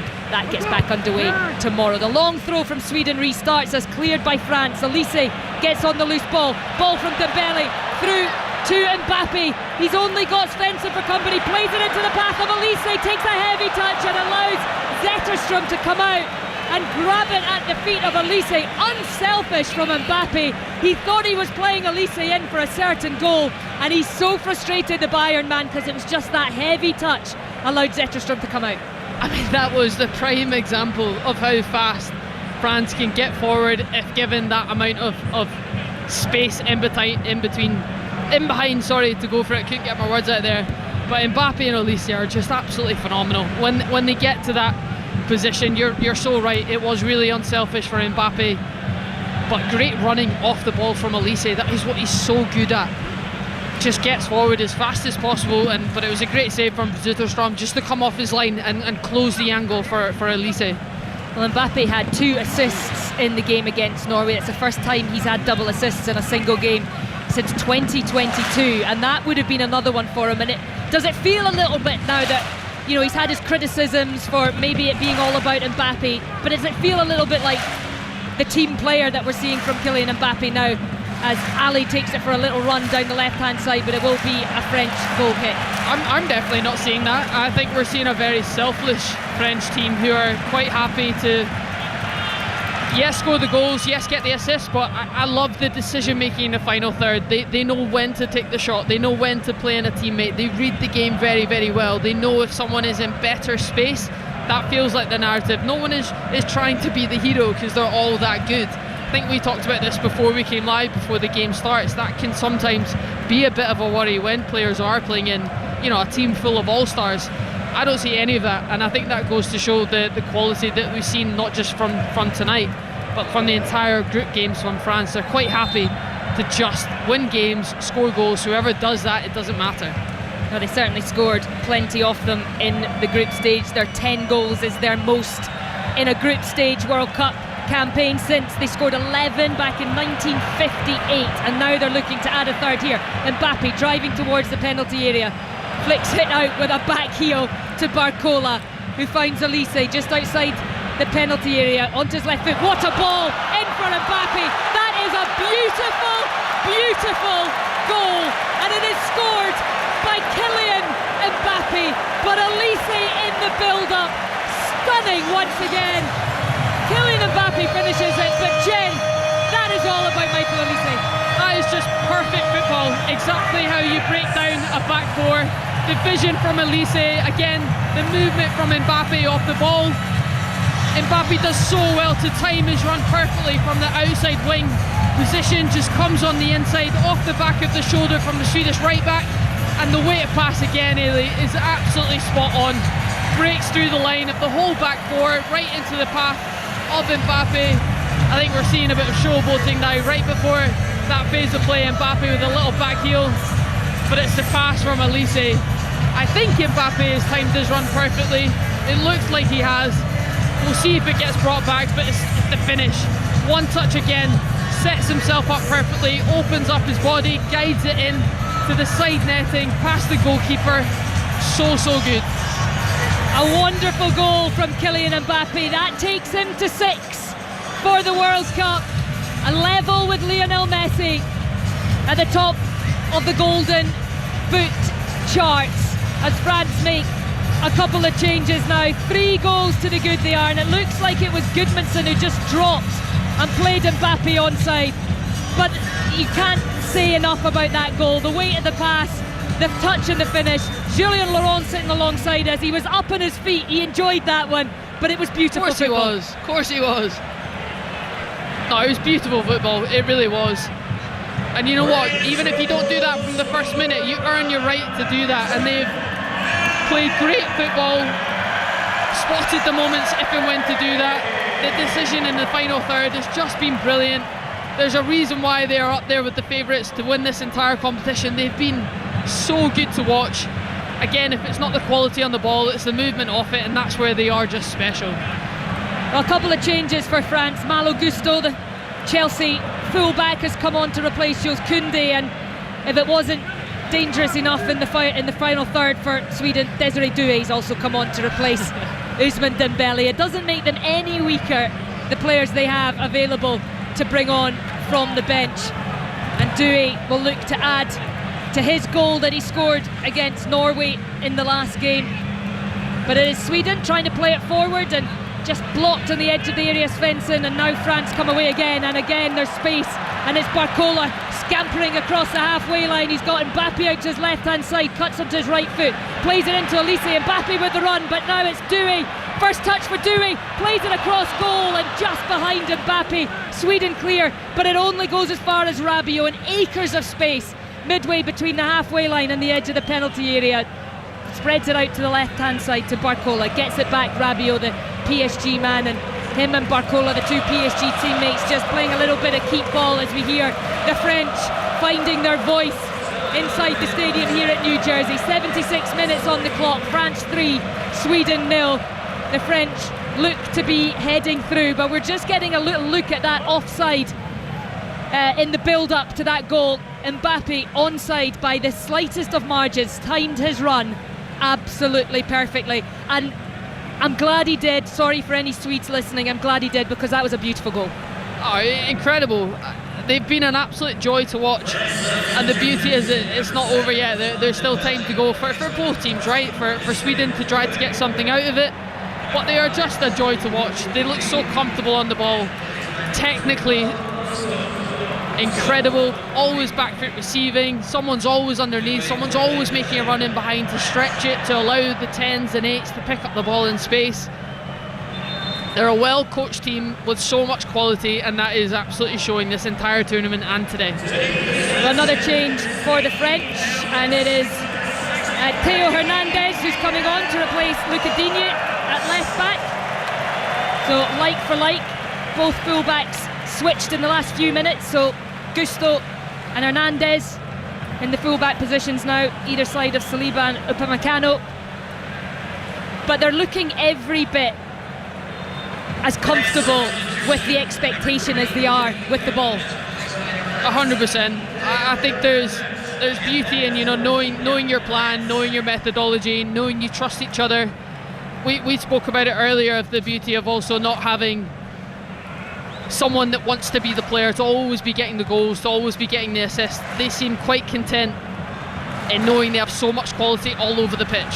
An opportunity for Sweden though, ball through, looking for Gyökeres just ahead of him, and Upamecano's there, gets himself between Gyökeres and the ball, does really well.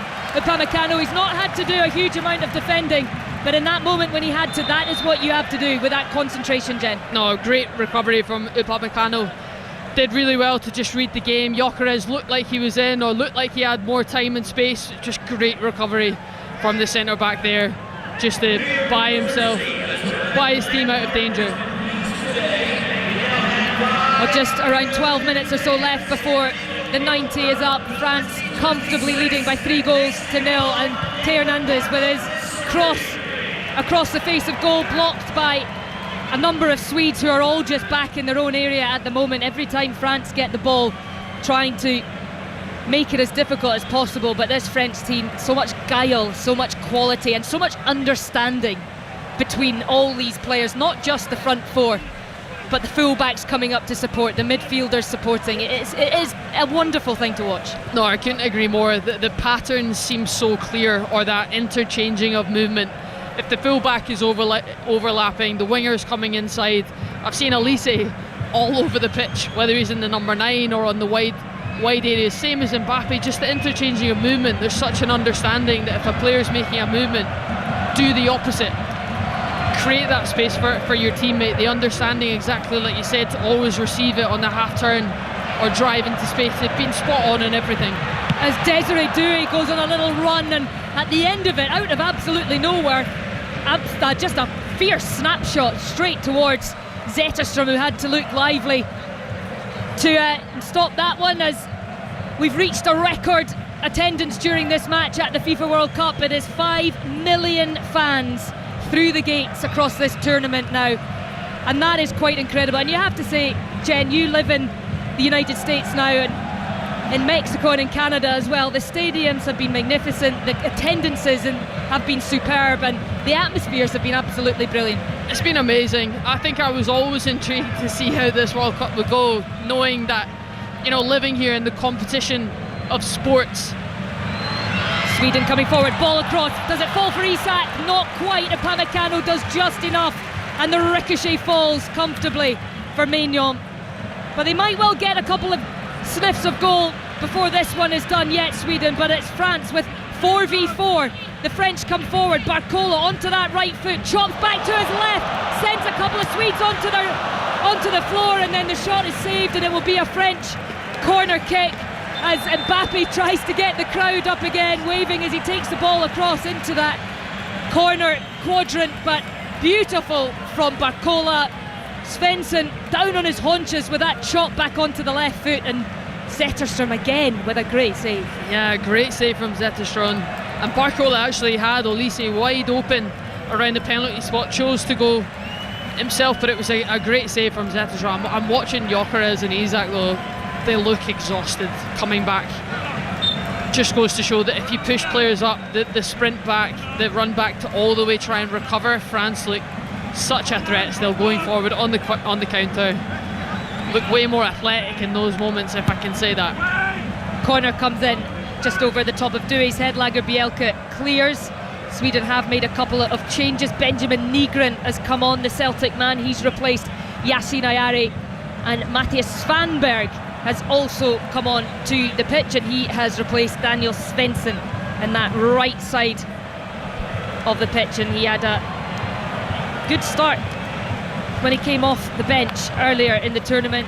Svanberg, he scored after 17 seconds against Tunisia, the fastest goal by a substitute in World Cup history. If he can have an impact like that this afternoon, I think the Swedes will be absolutely delighted. But it is France who lead by 3-0. We are into the final 8 minutes of the match, and at this point in time, Jen, I suppose with your France, you just enjoy these final 8 minutes. This is what you worked so hard over the 80 odd minutes to do. Absolutely. I think we've seen it with the amount of substitutions as well that both teams has made, but for France especially, I think when you have 3 goals and nothing against you, these are the moments to bring on your subs and use the squad depth that you have, because that's what it's obviously not over yet, but in longevity of a tournament, you want to keep minutes across the whole team, and I think that's what's given France perfectly. Job looked pretty convinced after 70-75 minutes, and once that third went in, it almost felt like game over for Sweden. They haven't shown much of a threat throughout this game. They've had chances here and there, but not enough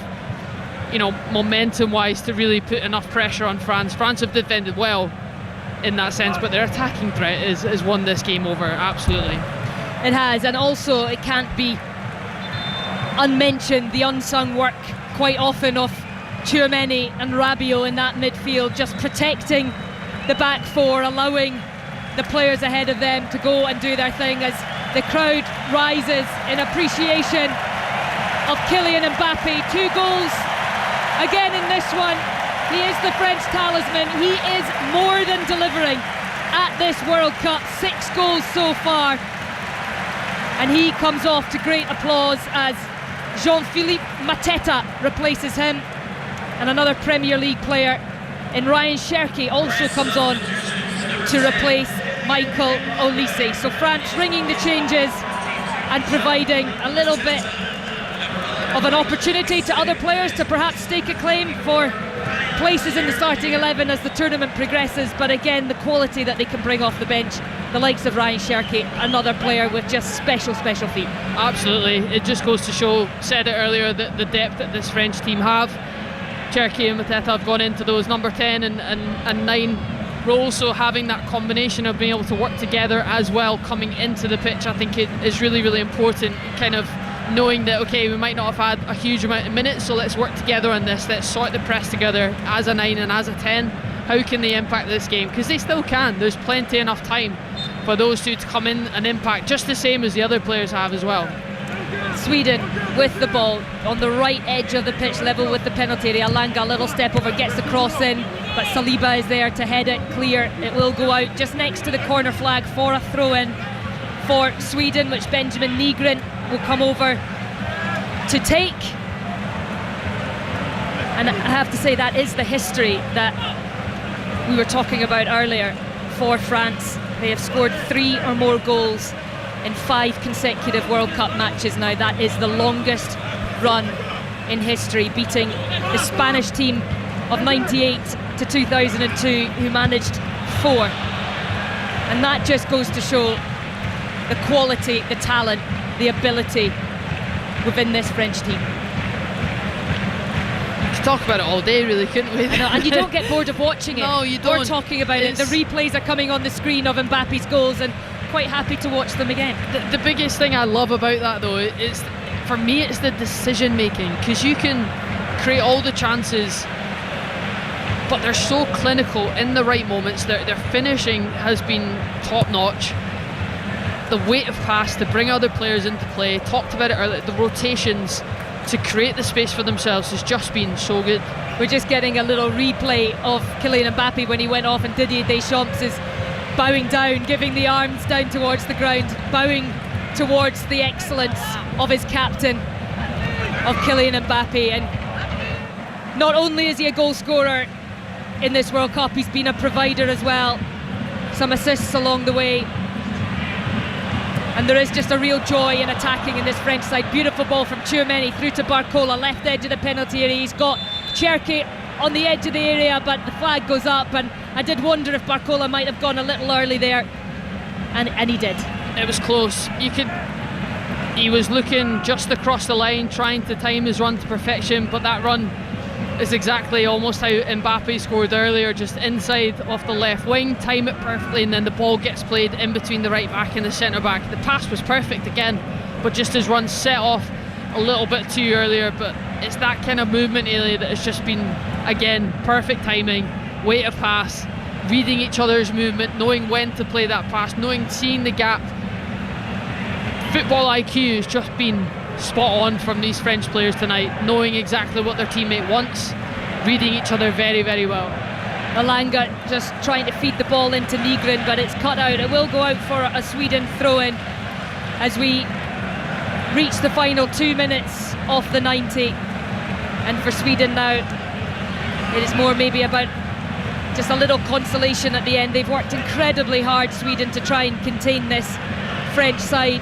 They have created a couple of opportunities. Isak in particular has had a few glimpses of goal, but just the 5 shots, 5 attempts during the course of these 88 minutes in comparison to France's 24 kind of tells a story. But there is Gyökeres, the ball breaks to him just inside the area, and Maignan down to his left hand side to deny Gyökeres, and now France win the throw-in on that far side.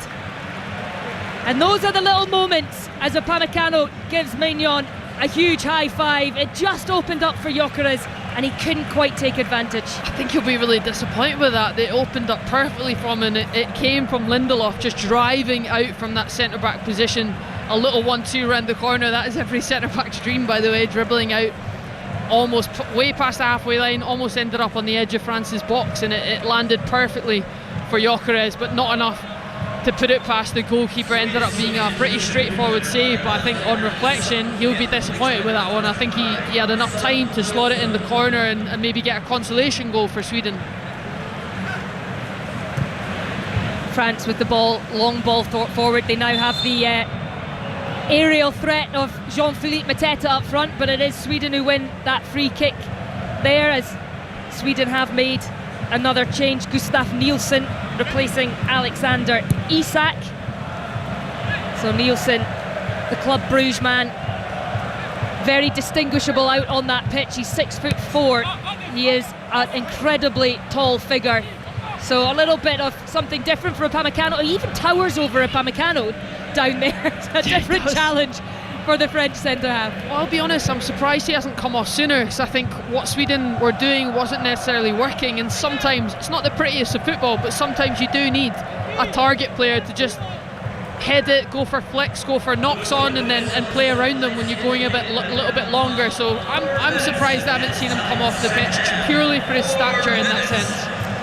Yeah, he's had a frustrating season, Gustav Nielsen. Just 112 minutes across 11 appearances for Club Brugge, but he does certainly have a physical presence, as we have now entered the final 4 minutes added time, and we are into the first minute of that now. Mateta using his body well to win the ball against Svanberg and looking for Barcola, but crowded out Bradley Barcola, and Sweden win possession back just on the halfway line. France quite happy to see these remaining added minutes out as they win the throw-in just level with their own penalty area. And you can hear the French supporters inside the stadium here. They have enjoyed once again watching their team living up to that label of favourites for this tournament, and they would so love to see Didier Deschamps lift that trophy one more time. Ball in for Mateta, beautiful from Doué, but Mateta was just ahead of him, to be fair to the big striker. He got a toe on it, but it goes wide off the post. Yeah, great ball from Doué, just in between the back line and the goalkeeper. Lovely place to put a cross in for Mateta in the box, but it was bouncing and it was a little bit of an awkward one. Ended up in the air as it arrives to Mateta, so to wrap his left foot around that was really difficult to guide that backwards towards goal. The French would be delighted to see Didier Deschamps bow out. He will be leaving his post at the end of this tournament by becoming the second man to win 2 World Cups. Vittorio Pozzo, the Italian manager, did it back in 1938. Could Didier Deschamps, with this talented group of players, match that record, as Saliba just does a little bit of clearing up in the back line. Doué to Rabiot, but a little toe in there, wins the ball back for Sweden. And now it's Zanelli into Elanga, just skips away from Barcola. He's got Nygren outside him, in looking for the run of Zanelli again, but again Saliba is there, and now France will break clear, and it's Cherki and Doué and Mateta up against Sweden's back three. Cherki driving at it, Doué over to his right hand side, looks for him now, but it's a poor pass from Cherki, absolutely read by Gudmundsson. Unlike the Man City man to be so wasteful in a position like that. Yeah, he was driving and driving towards the Sweden back line, but they did well as a back line just to narrow up and not allow that ball through, because you could see Doué trying to hold his run and wait for that ball in between Gudmundsson, but it didn't happen. So it was well recovered from the Sweden back line, just to narrow up as much as you can. They wanted it to go wide, but Cherki ended up trying to play the ball through, but good defending there from Sweden. And they're on the ball again, Sweden, in the centre circle with Lindelof. He's just looking for some options ahead of him. He gets it from Lagerbielke out to this right hand side now to Elanga. But the Sweden fans over to our right hand side as the ball comes in, looking for the height of Nielsen. It has fallen to Elanga, and now it's played inside, and the shot comes in and it's cleared. And it was Svanberg with the effort. It will be a Sweden throw, and I was just going to say, these Swedish fans to our right hand side, that pocket of yellow high up in the second tier of this stadium, they have not stopped as the final whistle goes, and it is France who will progress, and they do it in some style. A French masterclass in attack. They dominated from start to finish, and it was Kylian Mbappe who finally broke the deadlock just before half-time. And then in the second half, Bradley Barcola, a lovely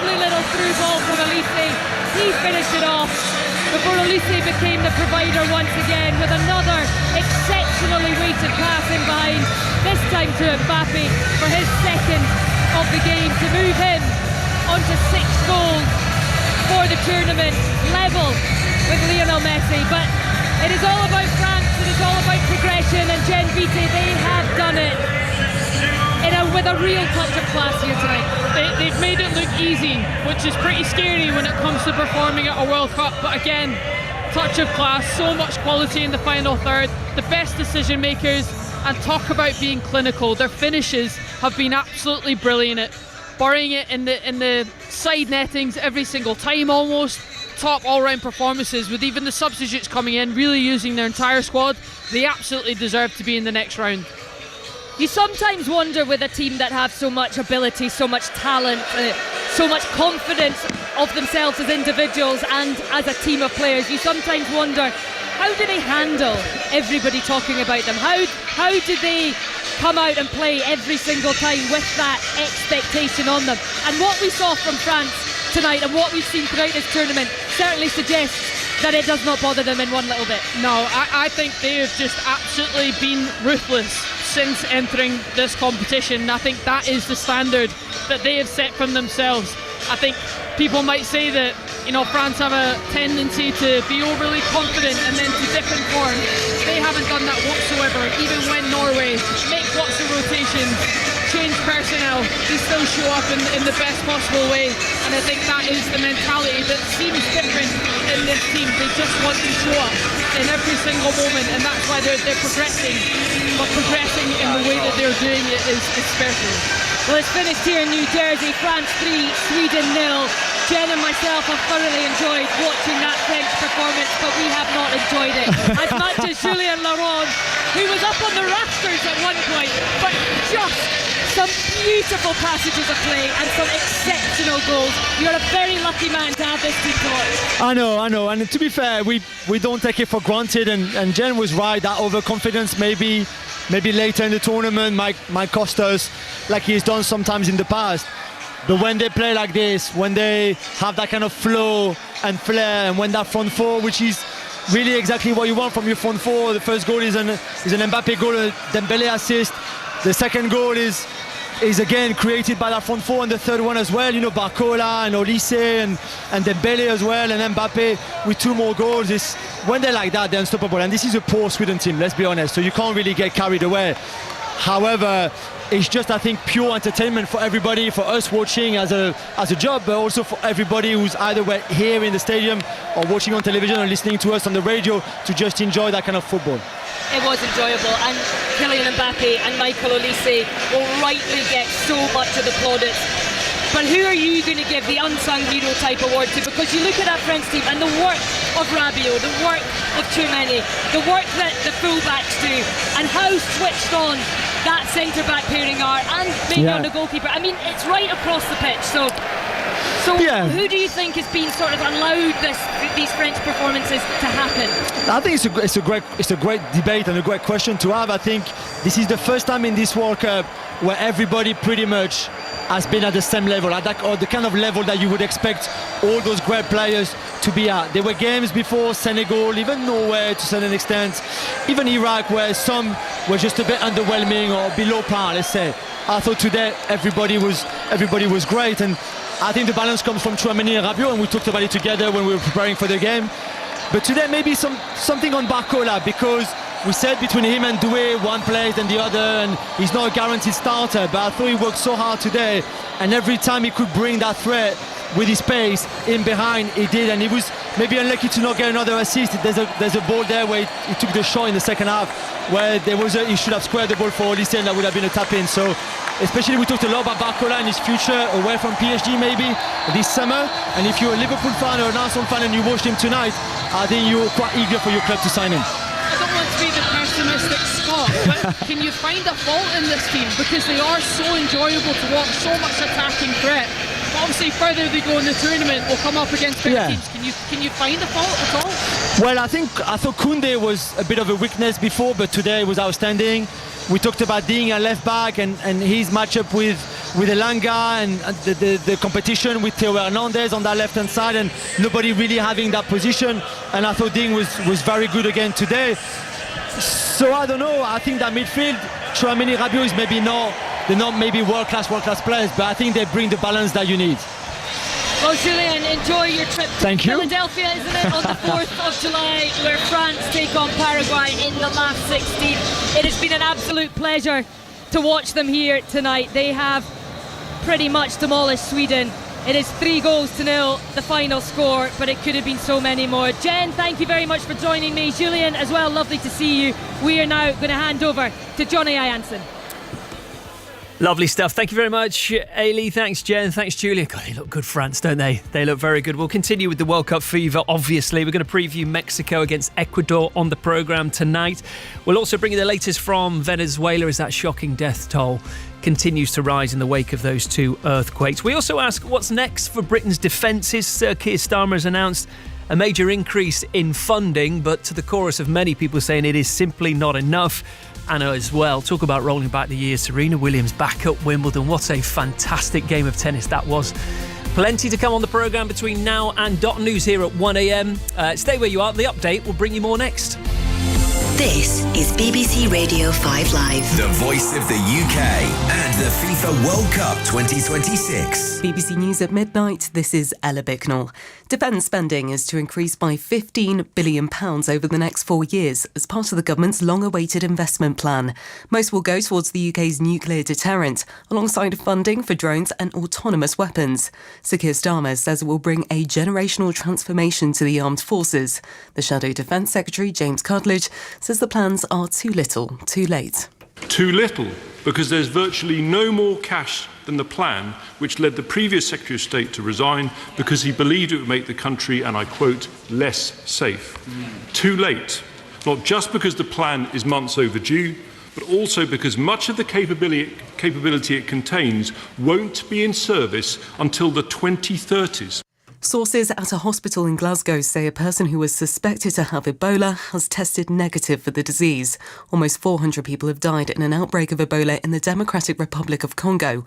There have been no confirmed cases in the UK. A 3-year-old boy has been rescued after spending 6 days trapped beneath rubble caused by last week's twin earthquakes in Venezuela. Almost 2,000 have died and tens of thousands of people are still missing.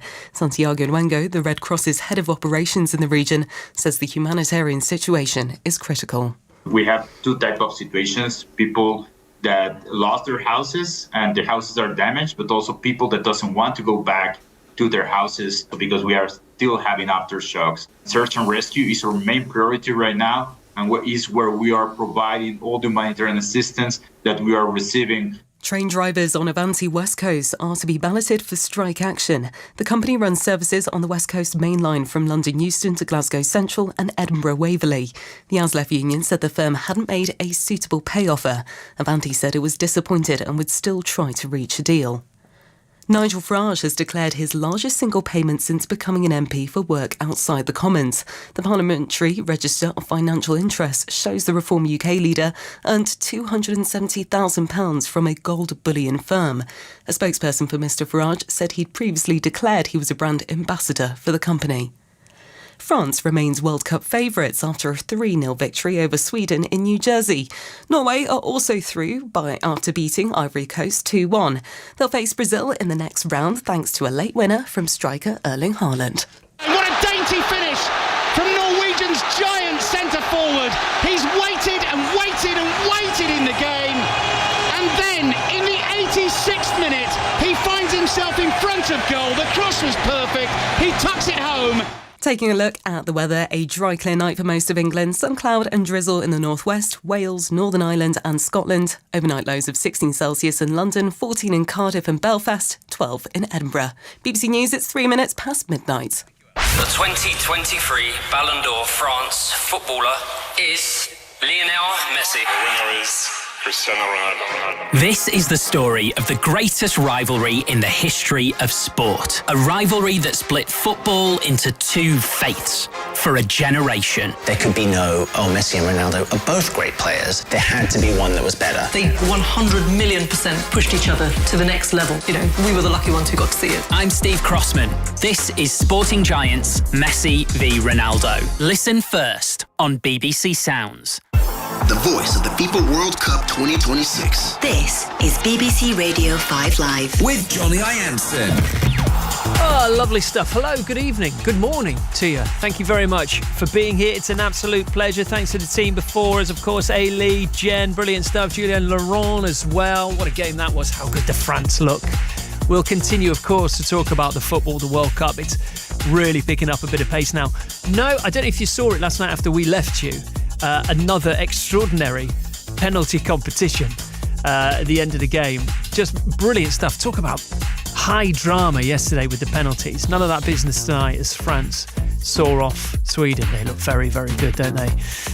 Yeah, it's lovely to be here then. We're here till 1 a.m.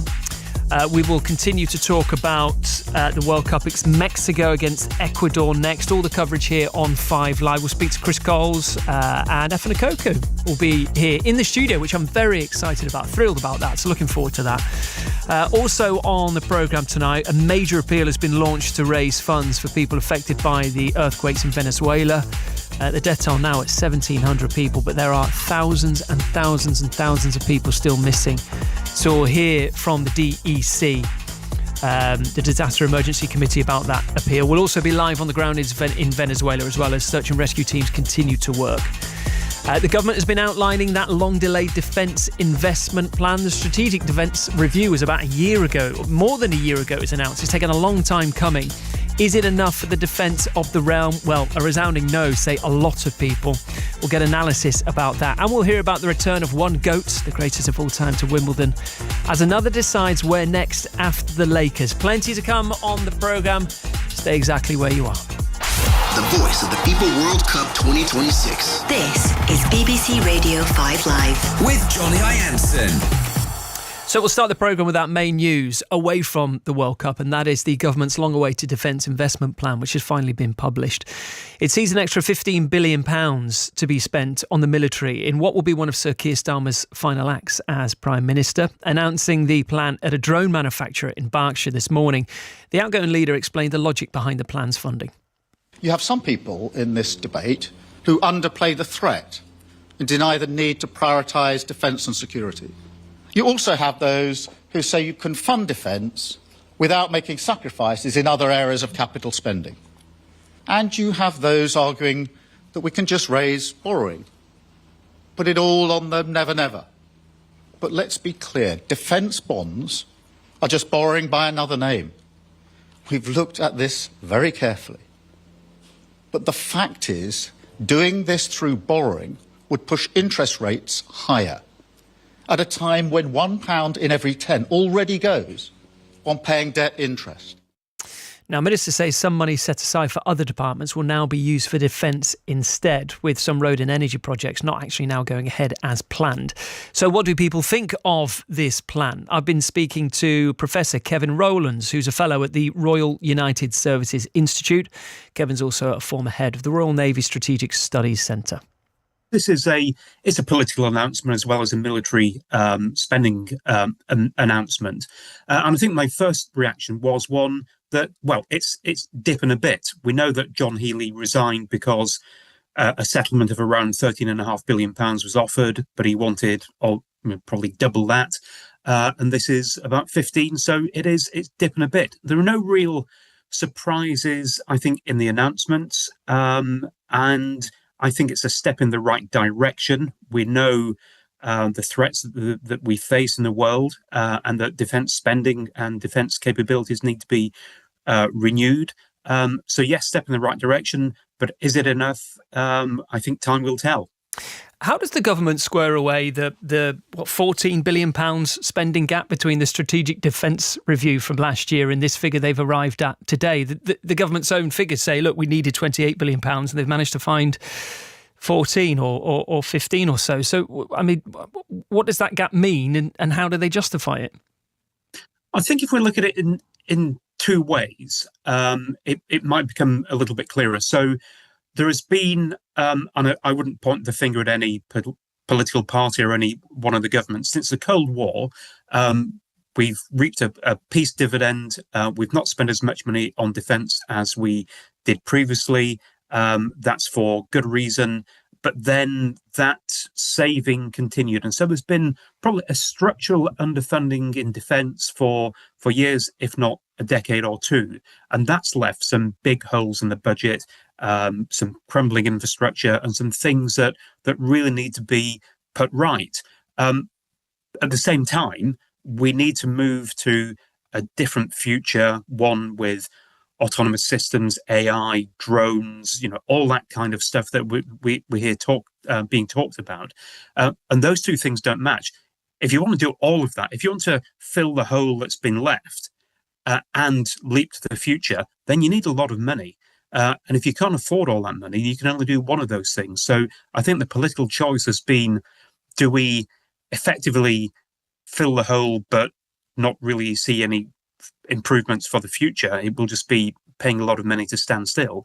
Or do we not do that, take some risk and take a leap to the future now? And I think the government's chosen to do the latter. Many people are pointing at that portion of GDP which we are encouraged and in theory have committed to spending 3.5% of GDP by 2035. This takes us to 2.7%, so way under by the year 2030. Is it realistic to think we can find that extra nearly 1% of GDP in the 5 years from 2030 to 2035? Because that is a huge amount of cash. I think that's going to have to be one for government economists and some very tough political choices, because that money's got to come from somewhere.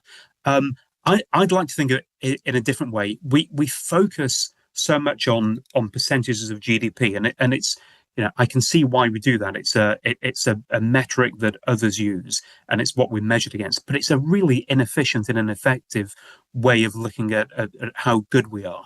Just by spending more money doesn't mean to say that you're in a better place militarily. So I think it's much better to look at what the money's buying and what we're able to commit to. So is the money that's on the table and being funneled into defence now enough to not to be measured against France or Spain or Italy or even the United States? Is it enough to be able to put us in a credible position against any likely adversaries? And the principal one of those is Russia. And I think that's a different question. And I would say we're definitely on the right trajectory for that. Whether or not we need more is, I say, for politicians to find the money. But we've got the capabilities and the fighting spirit now, I think, to defend the country. Although when you mention Russia, we've heard NATO talking about the ability and the possibility of Russia attacking NATO and the UK in the future. We look at Russia's spending of over 7% of its GDP on defence at the moment, although it is on a war footing, and it does look like we are dramatically behind them and woefully underprepared. If you speak to many people within the military world, I think. Well, there are a lot of thoughts in there, and a lot of truth. I would say Russia is on a war footing because Russia is fighting a war. Some of NATO could be attacked. I would argue that the UK is already being attacked, and not in the way that Ukraine is. But the UK comes under cyber attack probably daily. Our digital infrastructure is being surveyed under the seas. We have probes by long-range Russian aviation coming around the North Cape and testing our defences. We have malinformation and disinformation all the time. So the UK is already being attacked, but not in the way that many would think of in terms of classic war. It's not the trenches of the First World War. It's not even the drone fight that we see in Ukraine today. So what is the actual threat that this country will face from Russia in 5 years' time or 10 years' time? That's more of a difficult question to answer. And when we talk about NATO being attacked, are we talking about territorial attack in the Baltic states? And if so, how do we respond? And it may be in very different ways. So it's quite tricky to map out what we mean by a fight with Russia in the near term. I'm not saying there will be a fight. I'm saying we need to prepare and we need to be ready for lots of different eventualities. And just picking one, we may pick the wrong one and it may go wrong. Part of the criticism that many have levelled at this is that a lot of this seems to be backloaded, and the projects such as the new hybrid navy, which we'll get your opinion on in a moment's time, seems to be being built realistically by 2035, maybe in another 10 years' time. And if we look back at how much the world has changed over the previous 10 years, there is a strong argument to say that is far too late. Defence procurement, all of these, historically, it takes a long time, and not to put down the efforts of those that need to plan for the future and defence industry that needs to build it. Almost inevitably, what you choose now will be inadequate or wrong, and so in the future. So what you need to do is to build in as much flexibility in the systems, in the platforms, in the capabilities that you have, both now and in the future. It's some random date chosen for the future, or even some waypoint along that road. You need to be able to use what you have at the time to deal with the threats that you face at the time. So yes, some of these things are long-term endeavours, and some it may be that we're still fighting with pistols and rifles. So we need to use what we have. And on that then, Kevin, let's talk specifically about the Navy, because that is your area of expertise. What do you make of the fact that the Navy, the DIP, has abandoned the Type 83 destroyer plan, replacing the ageing fleets, the 45 destroyers, I think it was Type 45, with these new common combat vessels, these drone-led vessels, kind of like I heard it described as a mothership, which would be in control of autonomous vehicles. Is that a savvy way forward, or is that too reactionary to the way in which warfare is operating at the moment?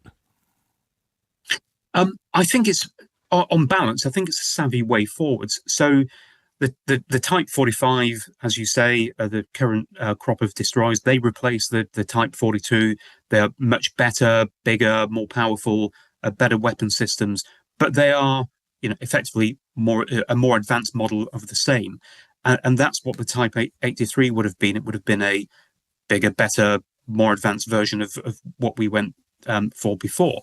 So I think changing tack, going for something that is possibly a little more risky, but probably more appropriate for what we are likely to face in future, being able to be motherships for autonomous or semi-autonomous vessels, for effectively for drones, does make sense, because what it does is bring in more platform mass.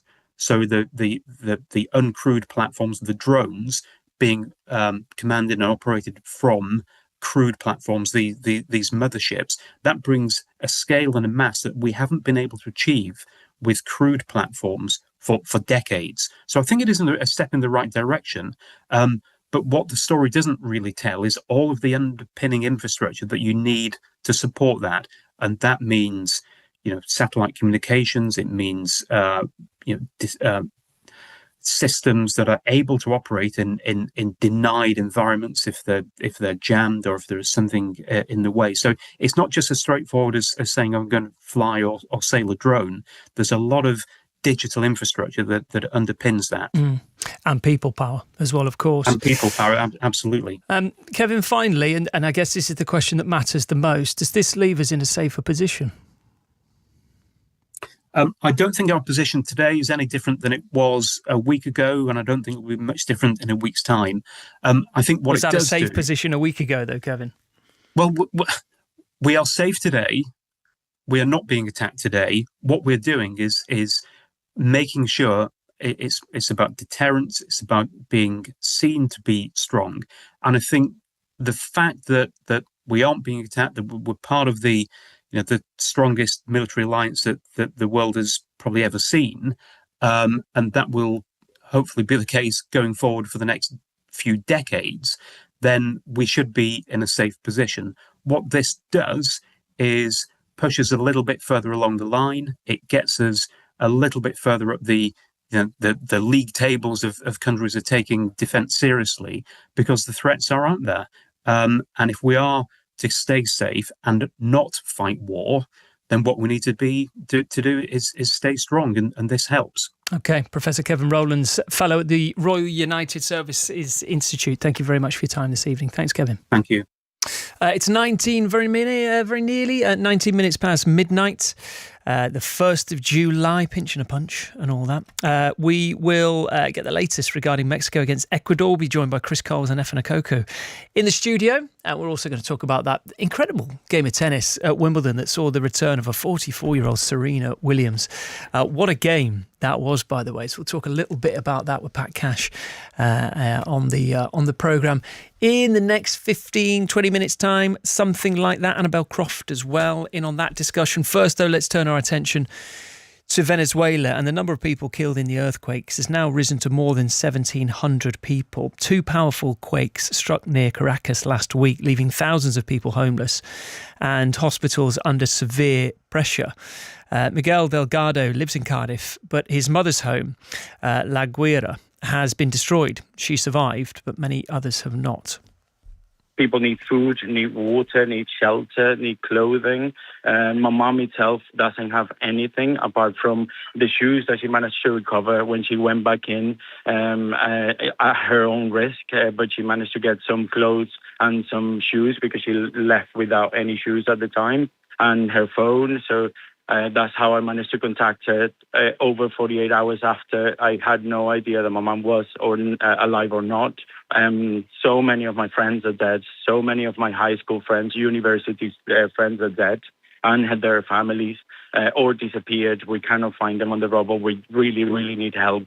First to rescue the bodies, first to rescue the people, and then further help for food, shelter, water. There is just too many people, and it's just not being supported by our government over there at all. It sounds absolutely desperate, doesn't it? I've been speaking to Salah Saeed, who's the Chief Executive of the Disasters Emergency Committee. The DEC are launching an appeal for Venezuela today. He's been describing the situation on the ground. The earthquake has clearly caused devastation in Venezuela, and people would have seen and heard that sadly the loss of life, over 1,700 people killed, 5,000 people injured, and 40,000 people still missing, which is really concerning. So also 2 million people that have been impacted in the worst affected areas.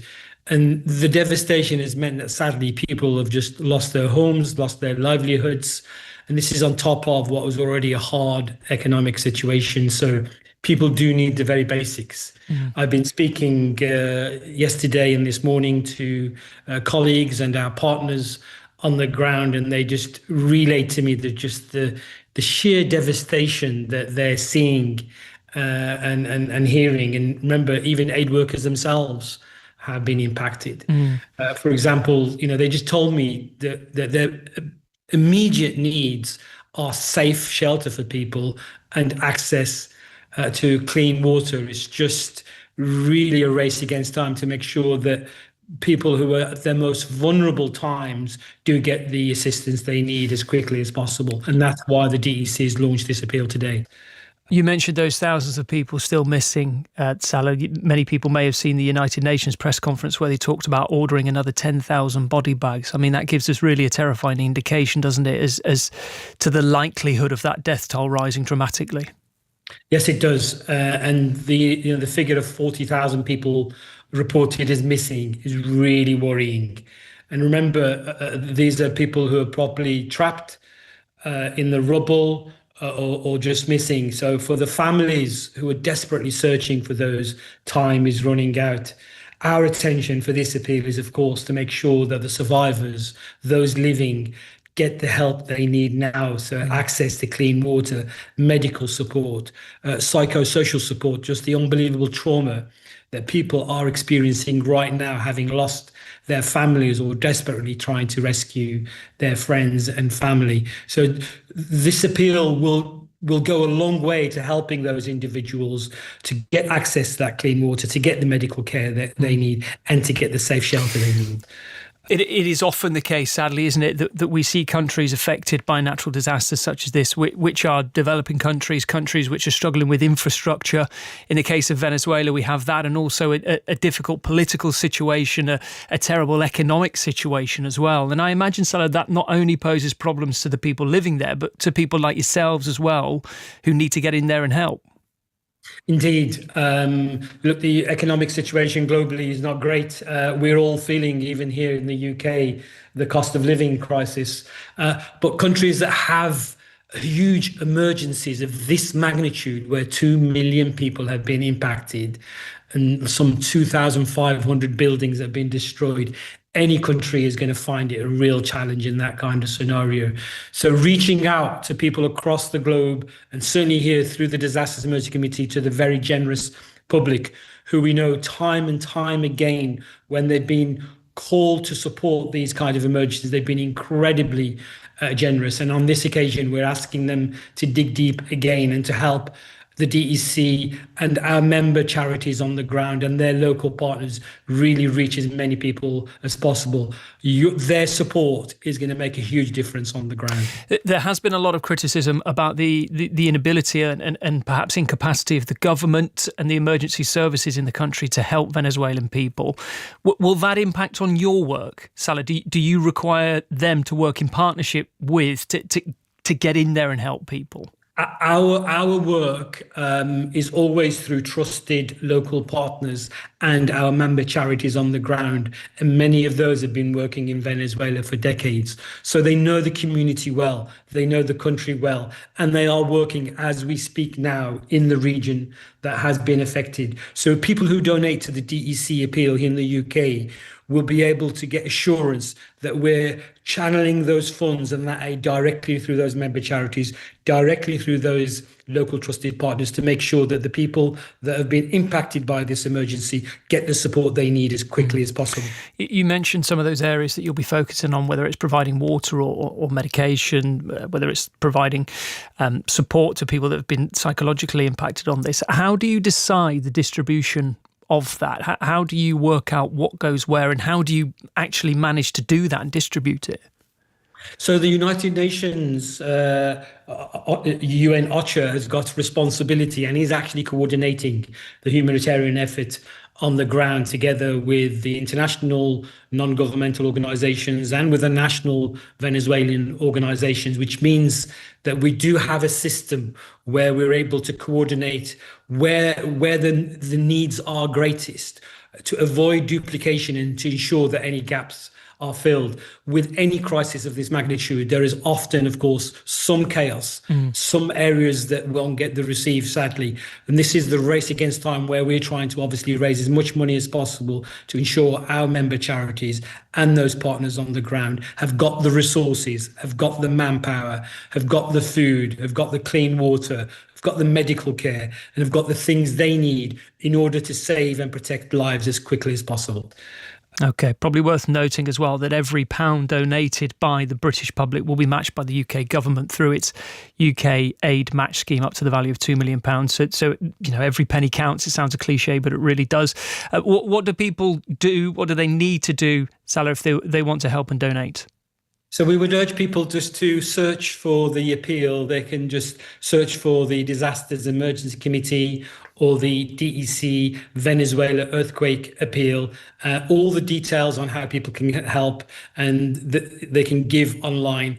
The alternative is just simply go to dec.org.uk and give as generously as possible. Your support will make a huge difference on the ground to those impacted by this earthquake. Okay, Salah, thank you very much for your time this evening. We really appreciate it. Thank you. You will actually hear that specific appeal run on 5 Live later on today, by the way. You're listening to Johnny here this week. It's always a pleasure to be here. 27 minutes past midnight. We'll get your latest news and sport in a moment's time. First, though, some of Shetland Islands could be connected by undersea tunnels within 8 years. We have actually spoke about this on this programme before. Councillors are supporting the plans, which would cost £1.5 billion. Elizabeth Johnson is from Saxavord Spaceport. It's the UK's first fully licensed vertical launch spaceport. It's actually on one of the islands, Unst. And she told Naga about the plans. The plans are to replace ferries, inter-island ferries, so between the outer isles of Shetland and mainland Shetland, not mainland Scotland. And it's been on the cards for a great number of years, and thankfully it's being taken seriously now, because we in the outer isles really, really need this. The ferry service is outdated, the crewing issues are crazy, and we're all absolutely supportive of getting fixed links in place as soon as possible.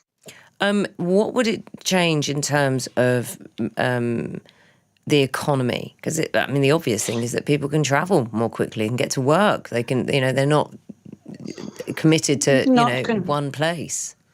Yes. It's critical to encourage and maintain economic activity on the island for decades to come.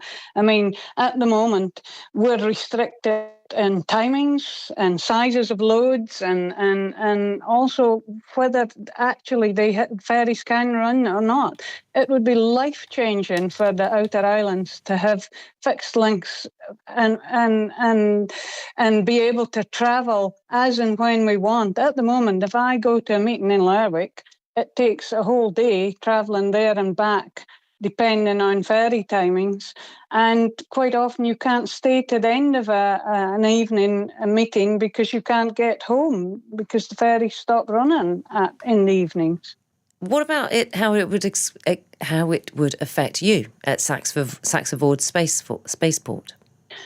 At the spaceport, we are very supportive of this because we need to be able to ensure that our clients, our visitors, our contractors can travel up and down with some major loads, actually, to the spaceport. And fixed links would give us that sort of ability to attract more clients. That was Elizabeth Johnson there from Saxavord Spaceport talking to Naga earlier on. Hang on. Sorry. That's me just sneezing there. Speaking to Naga earlier on 5 Live. 29 minutes to midnight. We'll talk... No, it isn't. To 1, we'll talk about... It's going well for you, isn't it? Do you want to take over? I might do, yeah. Lisa's here in a moment with the news. We'll talk about football in a moment's time. We'll also be live on the ground in Venezuela after those devastating earthquakes. Right now, 29 minutes to 1, definitely. Let's get the latest update from Lisa McCormick. This is BBC Radio 5 Live. The voice of the UK and the FIFA World Cup 2026. Thanks, Johnny. You've got a minute to compose yourself. The government's promised an extra £15 million for the armed forces as part of a long-winded defence spending plan. Some road and energy projects will be cancelled to fund it. Rescue workers in Venezuela have pulled a 3-year-old boy alive from the rubble 6 days after the devastating double earthquake. The number of people confirmed to have died is now almost 2,000. People who are granted asylum could have to pay back around £10,000 towards the cost of living expenses once they start earning. The measure is part of the Immigration and Asylum Bill. And the US Supreme Court has rejected President Trump's attempt to stop automatic citizenship for babies born on US soil. He suggested that Congress could fight back against the decision. That's the news with the sport. Here's Shabnam Yunus-Jewel. France comfortably booked their place in the World Cup last 16 with a 3-0 win over Sweden in New York. 2 more goals for Kylian Mbappe have put him level on 6 with Lionel Messi as top goal scorer for the tournament. France play Paraguay next. Erling Haaland tapped in the winner for Norway to beat Ivory Coast 2-1 and reach the last 16 for the first time. The Manchester City forward struck in the 86th minute, meaning he's now scored in 13 successive competitive internationals. Norway will face Brazil next. Elsewhere, Ronald Koeman has resigned as Netherlands head coach after they lost to Morocco on penalties. The Royal Dutch Football Association says the exit has led to racist and hateful comments aimed at the players who missed penalties. Meanwhile, there are more worries around England's right-back position as Jarell Quansah and Reece James missed training ahead of their last 32 match against DR Congo later. Both are doubts for the game.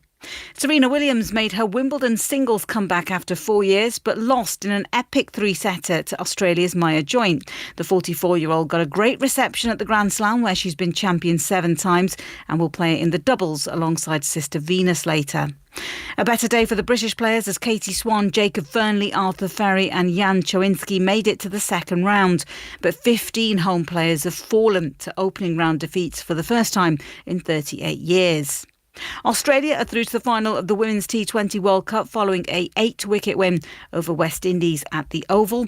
And NBA superstar LeBron James is leaving the Los Angeles Lakers after 8 seasons, during which he helped the franchise win the 2020 NBA title.